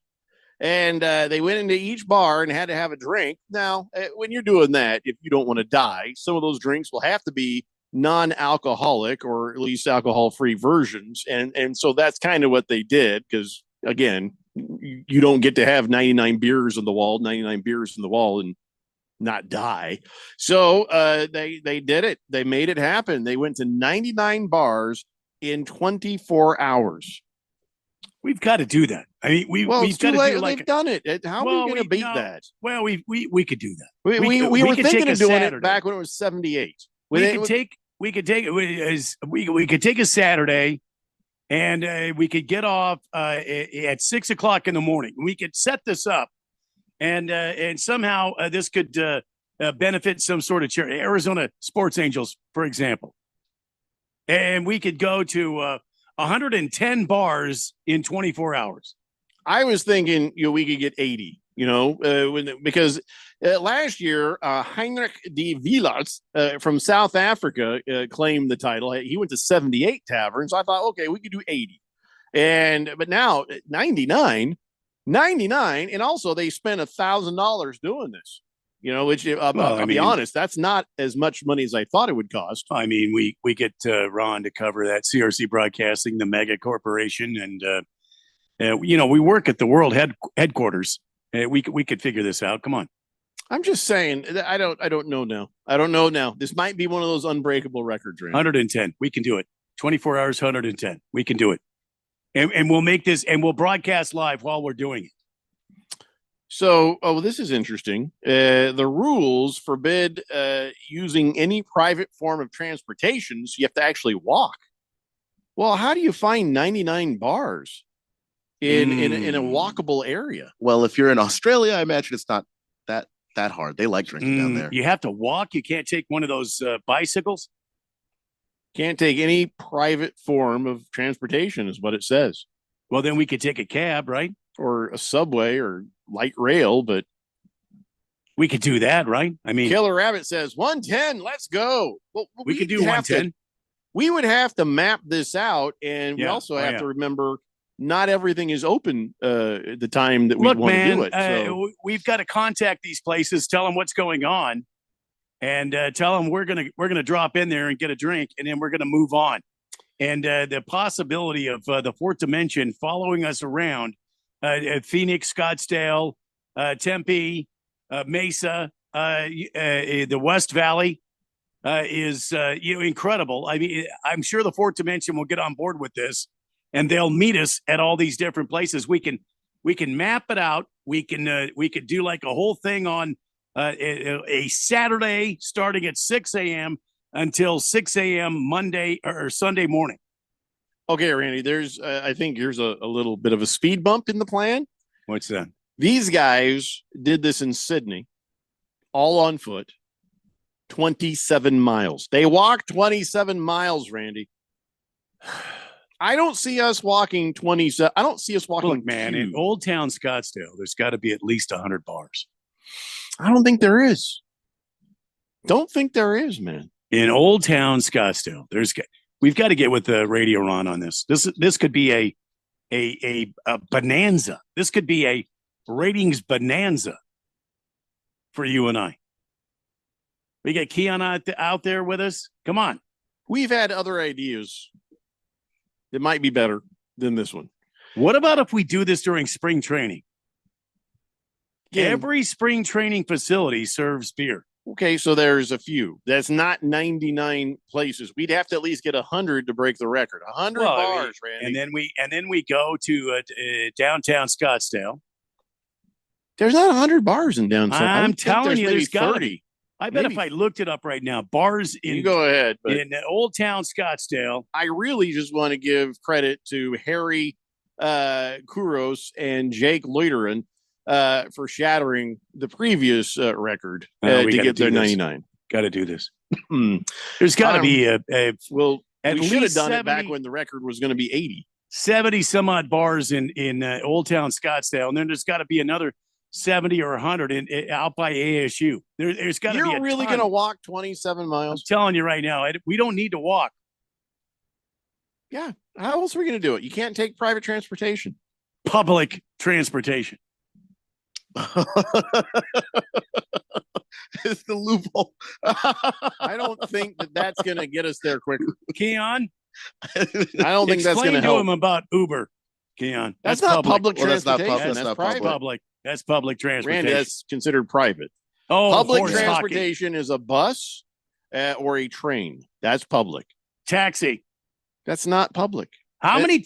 What do you mean it's not public? But you've got public. You've got 24 hours to do it. So while it's not going to get you there faster, you won't have to walk all 27 miles.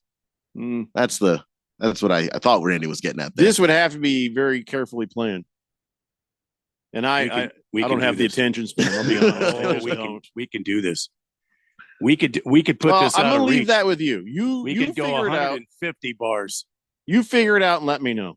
150. Killer Rabbit says, start in Tempe, go through Old Town Scottsdale, just keep going north. Are there 100 bars? That's the first thing you got to find out. Yes, come on. I mean, between Tempe and Scottsdale, there has to be. Okay, so those guys got mans of the day. They're both mans of the day. But this, I got woman of the day right here. This is something that happened last year. A woman in Britain was in the drive-through lane of a coffee shop with her boyfriend, and she says, "Hey, can you order? It's on the secret menu for me. Can you get it? It's the fa la la la la la la latte, and you have to sing it, and it's free." So he's like, "Okay." So he pulls up. Yeah, I'd like the fa la la la la la la la latte. And the employee's like, "What the hell are you talking about?" Oh no. She just set him up. It was awesome. That was pretty good. That was pretty good. So that's she'll get woman of the day for that one. Dead man of the day, George Clooney. He's not dead, but he's gonna be. George Clooney he was talking in an interview, and he's like, he's like, I do the cooking for the family, not my lawyer wife Amal. He says she's one of the great advocates of the world. She takes on ISIS. She does all those things, but I better be doing the cooking, or we will all die. She's not going to take kindly. So he's a dead man. He's basically a dead man. Unless it's something that they just have already talked about. No. And maybe she accepts it. But I've got to say, you just don't say stuff like that. You don't say stuff like that about your wife. She's a lawyer. How do you think you're going to fare in the divorce, George? Not very well. Here's a guy who's almost dead man of the day. He's driving 70 miles an hour down the road, minding his own business. And he's a guy in his 30s. He's driving in Scotland. And he's like, I got to sneeze. And he's like, I'm driving 70. So he's like, so he closed his mouth and he pinches his nose. He still sneezed. And when he did, the pressure tore a hole in his throat. Oh, geez. He showed up at the hospital, severe pain. Scan showed a 2 millimeter tear in his windpipe. The technical term is spontaneous tracheal perforation. Rarely happens, but they say don't hold in a sneeze. Crap like this can happen. So he's lucky it wasn't worse. You can also rupture your eardrums, broke your ribs there, maybe even an aneurysm. So, don't sneeze on people, but don't. I try to do that sometimes to not disturb my wife, but now I've seen this. I'm never doing that again. Just open the window, man. You're driving down the road. Just open the window. Actual Dead Man of the Day award goes to Shane McGowan. I don't know if you know who Shane McGowan is, but he's a dead man. Yeah, well, he's dead. He's the former, singer of Pogues, and or I don't know what he did on the Pogues. To be honest, he's one of the Pogues. And he died last month, and he was laid to rest at a church in Dublin. People showed up for this thing like Nick Cage, Johnny Depp, Bob Geldof, President of Ireland even showed up. Okay, so the Pogues are a big deal there. But Shane McGowan, he's the dead man of the day, and I'll tell you why. At the funeral, they're like, "Hey, everybody, there's an invite-only celebration. Join us at a pub called the Thatched Cottage."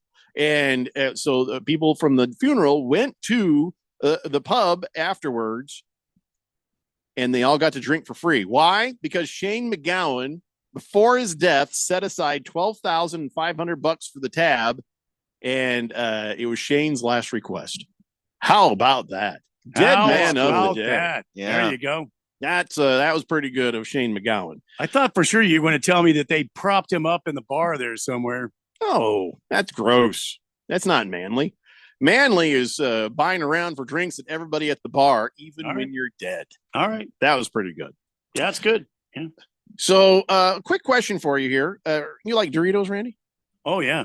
You like Doritos, Keon? Yeah. Would you want to get drunk on some Doritos flavored liquor? I mean, really, no.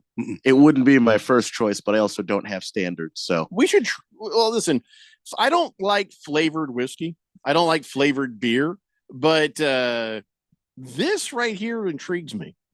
If I'm ever going to be tempted by the dark side of these sorts of things, I just morally curiosity. I might taste it once and never have it again. They have the Doritos Locos Tacos at Taco Bell. Yeah. I like those. Yeah, I'd give it a shot. I mean, if it gets you drunk, I'll drink it. It's infused with actual Doritos. I don't know how that works. It's not just flavor; it's actual Doritos. It's actual Locos Tacos. Yeah, I would have to try that. Do we have different flavors, or do we just? I think we just rolling with the Doritos. regular nacho cheese. Yeah, I think it's just nacho cheese. Because Cool Ranch is my favorite. I like the Cool Ranch too, but I don't know. Yeah, I mean, I'll go with nacho cheese if that's all they got. I'm just curious. Yeah, I mean, it might violate my own rules, but I'm very curious about it. Very curious about it. By the way, I'm not curious about this. There's a brewery and a creamery in Oregon. They teamed up to create blue cheese beer. No, thank you. No. Why? How stoned are you people in Oregon right now? No, that you think blue cheese beer might be a good idea, even if you like blue cheese? No. Can you imagine? Oh, I mean, I like blue cheese. I hate blue cheese. Just not as I like the blue cheese, but as a beer, no. It's fine as a cheese, or a dip. Like I like grossness. A steak and then like an iceberg wedge with some blue cheese on it. I like that. Oh yeah. Just a weird taste for me. Okay, everything doesn't have to be a beer. It just doesn't. Yeah. You know what? Just have some whiskey flavored whiskey, have some beer flavored beer, and go on with your life. Yep. Just go on with your life. I agree. Good call, friend. That's it. That's it for Man Talk. Let's take a break. We come back. We'll talk some football. We'll do Big George's day in history and stuff. It's the Daily Blender here on 1580, The Fanatic. You've heard the buzz about IT jobs in cybersecurity and AI, right? Why not prepare for a career in these fields and take advantage of the high demand? You could enjoy a more rewarding and recession-resistant lifestyle. Train in just a few short months at My Computer Career. No experience necessary. Already in IT? Skill up for positions employers need to fill. Go to mycomputercareer.edu and take the free career evaluation. That's mycomputercareer.edu. Financial aid is available for qualified students, including the GI Bill. Can I open it now? I think you've waited long enough. Yeah, go for it, kiddo. I already have this baseball cap. Not this one. Look a little closer, sweetheart. Signed? Yeah, buddy. I can't believe it. Do you still have that card all these years later? Do you have trading cards that's been sitting in a box for decades? Scottsdale Cards is who you want to call first. The Valley's card, comic book, and collectibles expert since 1989. Scottsdale Cards is your source to sell your trading cards and other collectibles, including those comic books you've been doing nothing with. We are always interested in buying your vintage sports cards and comic books, certified autographs, memorabilia, and collectibles. So what collectibles do you have stored away? They could be worth thousands. Call or text 480-419-2990. That's 480-419-2990. Or go to scottsdalecards.com. That's scottsdalecards.com. Or search Scottsdale Cards on your mobile phone today. Frankie drives end-to-end, scoops it up and in with 2 seconds left. Frankie Collins end-to-end. Join the action this season and catch USC, UCLA, Washington, and Arizona when they come to Desert Financial Arena in the final year of the Pac-12 Conference. Collins over to Lance for 3. Bullseye! Get your tickets today by calling 480-965-5812 or go online to sundeviltickets.com. Sun Devil Men's Basketball, onward to victory. Greg Clark Automotive Specialist, located on the southwest corner of Bethany Home and 19th Avenue, servicing Valley automobiles for 44 years. And we're offering our fall inspection on the belts, water pump, radiator, and hoses. Also, our brake service inspection, recommended every year to prevent repairs and ensure top performance. For guaranteed family touch service, contact us at 602-246-2881. Highly rated by Google. Online at gregclarkautomotive.com. Mention the Fanatic to get 10% off. Screen time's over. Be home by 11? Put your phone down while reading. When parents set boundaries, keep track of where their kids go, and talk to them about the dangers of underage drinking and drugs, they keep their kids safe. Visit TalkNowAZ.com. Be the influence. Talk early. Talk often. Talk now. Thanks. Thank you. Muchas gracias. This message is sponsored by the Substance Abuse Coalition Leaders of Arizona. So, what's your favorite thing about sports? The excitement, the action, or the 5-meat pizza and the 6-pack? Bingo. That's what we thought. 1580 and 99.3 The Fanatic, and always on at 1580thefanatic.com.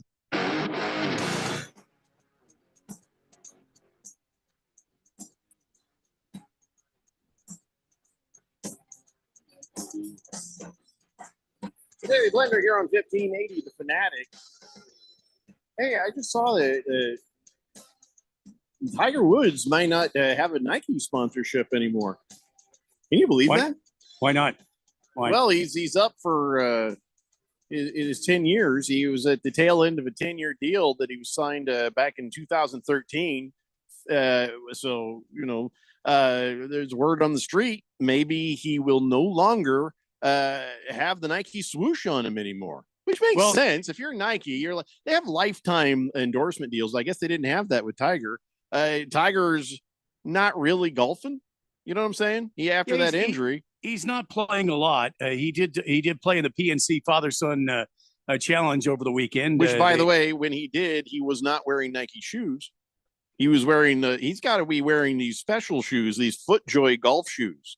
After his accident, and maybe that's why Nike's mad at him. Yeah, well, he's had so many surgeries now. He's got to be specialized in what he does. And remember, when he joined Nike 10 years ago, they had golf equipment, golf balls, irons, drivers. They got out of that. Now they're just into the clothing and the shoes, and that's it. And so since he's kind of had to break away from that because of his physical limitations, it doesn't surprise me that Nike is. But look, I mean, Cleveland and those guys are going to jump on this right away. I mean, they're he's already got a deal with a ball that he's been using that's paying him an enormous amount of money. So. Yeah, I mean, listen, I'm not worried about him. He's made money for enough lifetimes. It's just my God. Yeah. kind of weird to hear that maybe he's not going to, be sporting the Nike swoosh anymore. Just kind of weird. No, it's anybody can make a red shirt and a black pair of pants. So oh, any child can make that. Any child. And for Nike, they do. 888-368-1580. Touché. Another thing that's going on, more karma is coming around on the Browns. Jimmy Haslam is now under investigation by federal prosecutors for attempting to bribe pilot executives. Every time you even just turn the page, there's Jimmy Haslam being a dirtbag. But yeah, I guess prosecutors in New York City are looking to see if he offered payments to pilot executives in order to boost the value of the remaining 20% of the company to be purchased by Warren Buffett's Berkshire Hathaway. So dirty dealings by Jimmy Haslam. What a shock. What dirty a stunner. Dirty deeds done dirt cheap. Do we still I have believe that is song? what AC/DC said. Do we still have that Christmas song? Do you still have that? The Christmas song? The Dirty Deeds Christmas song. Remember that? Maybe. Did we ever play that? We did, yeah. I think we it did. was really cool. Let me see here. There was another one that you know who sent it is Baby Got Dak sent me but we'll try to play that here in the future.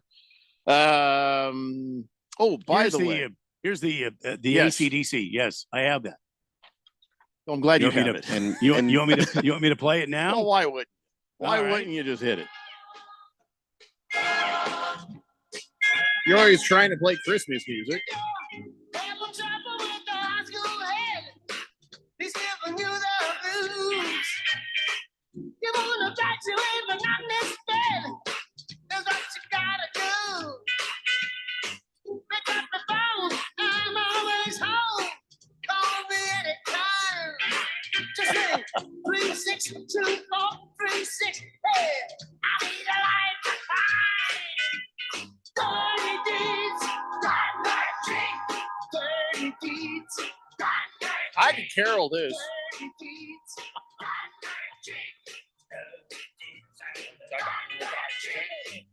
All right, that's enough Christmas spirit for now. Enough of that? That's All enough for now. All right. So this weekend, when the Titans and the Texans played, the Titans showed up wearing the Houston Oilers stuff, and everybody was like, "Wait a damn minute! Yeah, shouldn't the Houston team get the?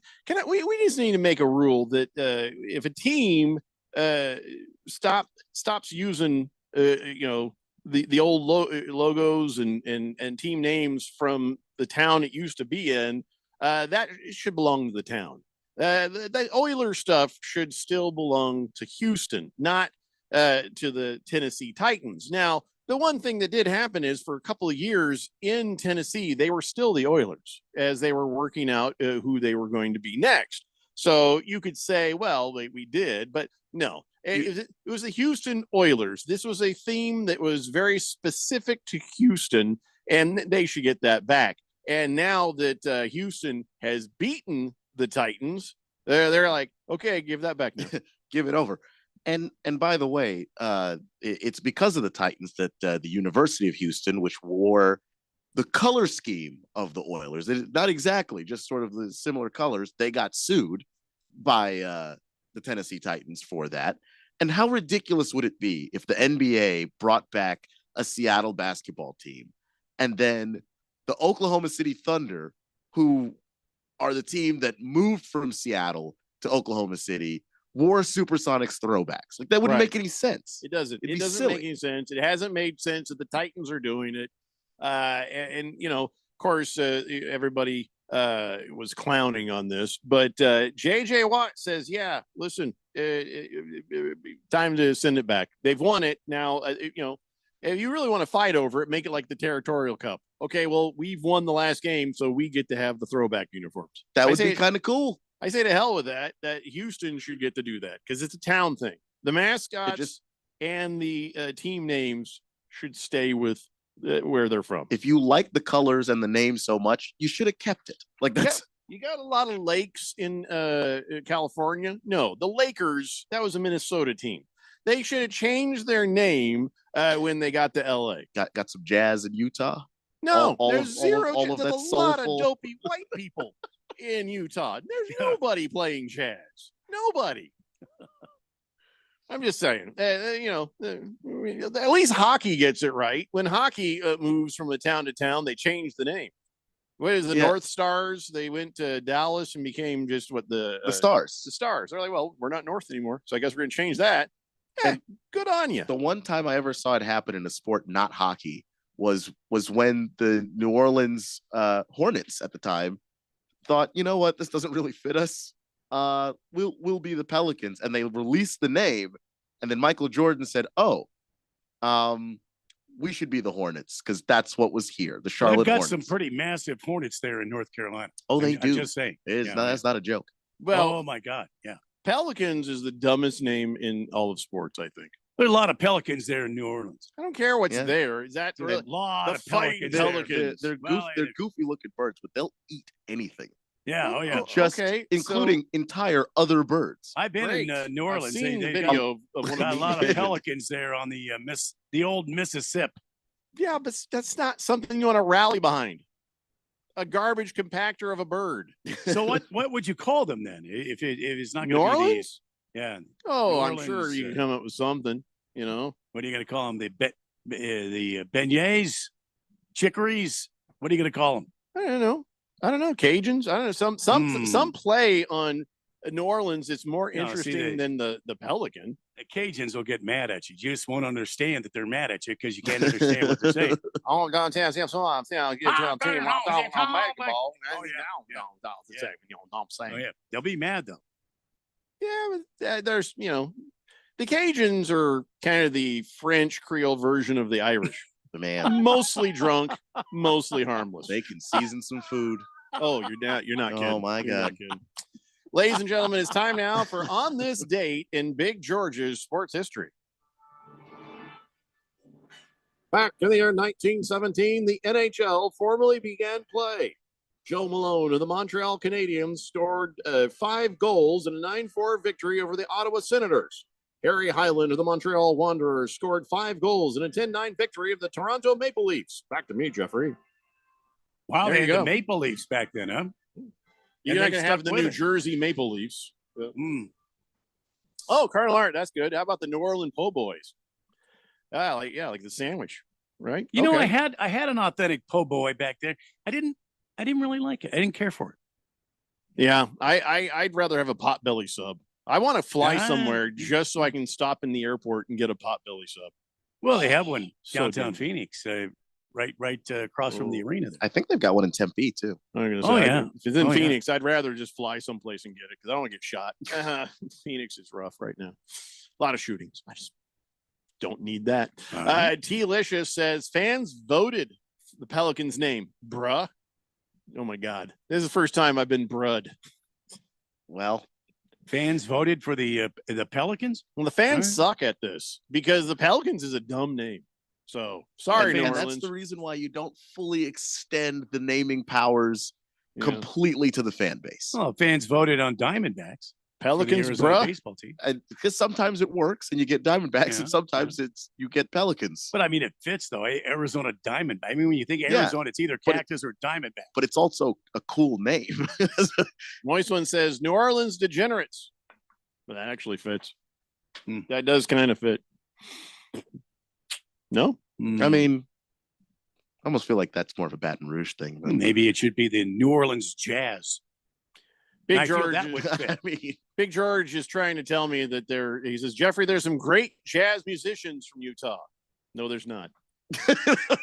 There's just not. did he give any examples? Name one, George. Name one. He does, but I don't believe him. I'm not even going to read these names out loud. Utah. He just looked up, palest jazz musicians ever. He says Paul Cave and the Platinums, Aaron Ashton, Romani Jazz Band. Never heard of either one of them. I still don't believe you. No, stop it, George. So, do you think there's any real chance Brock Purdy will win the NFL MVP? Sure. Yeah, There's a chance. Yeah. I mean, just the numbers. If you just look at the numbers, which I don't think is the best way to decide MVP alone, like numbers but if you just look at the numbers, yeah. There's a guy who will win $200,000 if he does win the MVP. There's this bettor has a ticket on PropSwap.com, and he got a futures ticket, and $200,000. $200,000. He put $2,000 on at 100-1 odds back in July. That guy's going to lose some money. I can't be anybody but Christian McCaffrey. Maybe Jalen Hurts. Not from last night though. Not from last night. No, that was definitely the worst version of Jalen Hurts. But I will say that if a lot of the writers are just hell bent on a quarterback getting it, that's the chance right there. Scoozer says, I haven't seen a Cardinal in Arizona in a long time. I'll tell you what, it's rare, but I have. I actually got a picture of a Cardinal, Scoozer. Yeah. I bleep you not. Passing through, I'm sure. Just passing through. But still. Slim Pickens hat says, New Orleans Havliceks. Oops, I mean Maravich's. T. Liches says, co-MVP, Purdy and CMC. Now, if you're doing that, I agree with George Kittle. It's got to be Christian McCaffrey. Yeah, that's what even he is saying. And he's like, hey, best quarterback, that's my man, Brock Purdy. So you're talking about MVP? It's got to be Christian. Cardinal Art says Lamar Jackson for MVP. Making a good case for it. Listen, we got 3 more games to sort this out, and I'm sure we will. All right, guys, that's it. We're done. 3 hours of this nonsense is over. Another 3 hours of this nonsense tomorrow. Come on back. It's the Daily Blender here on 1580 The Fanatic.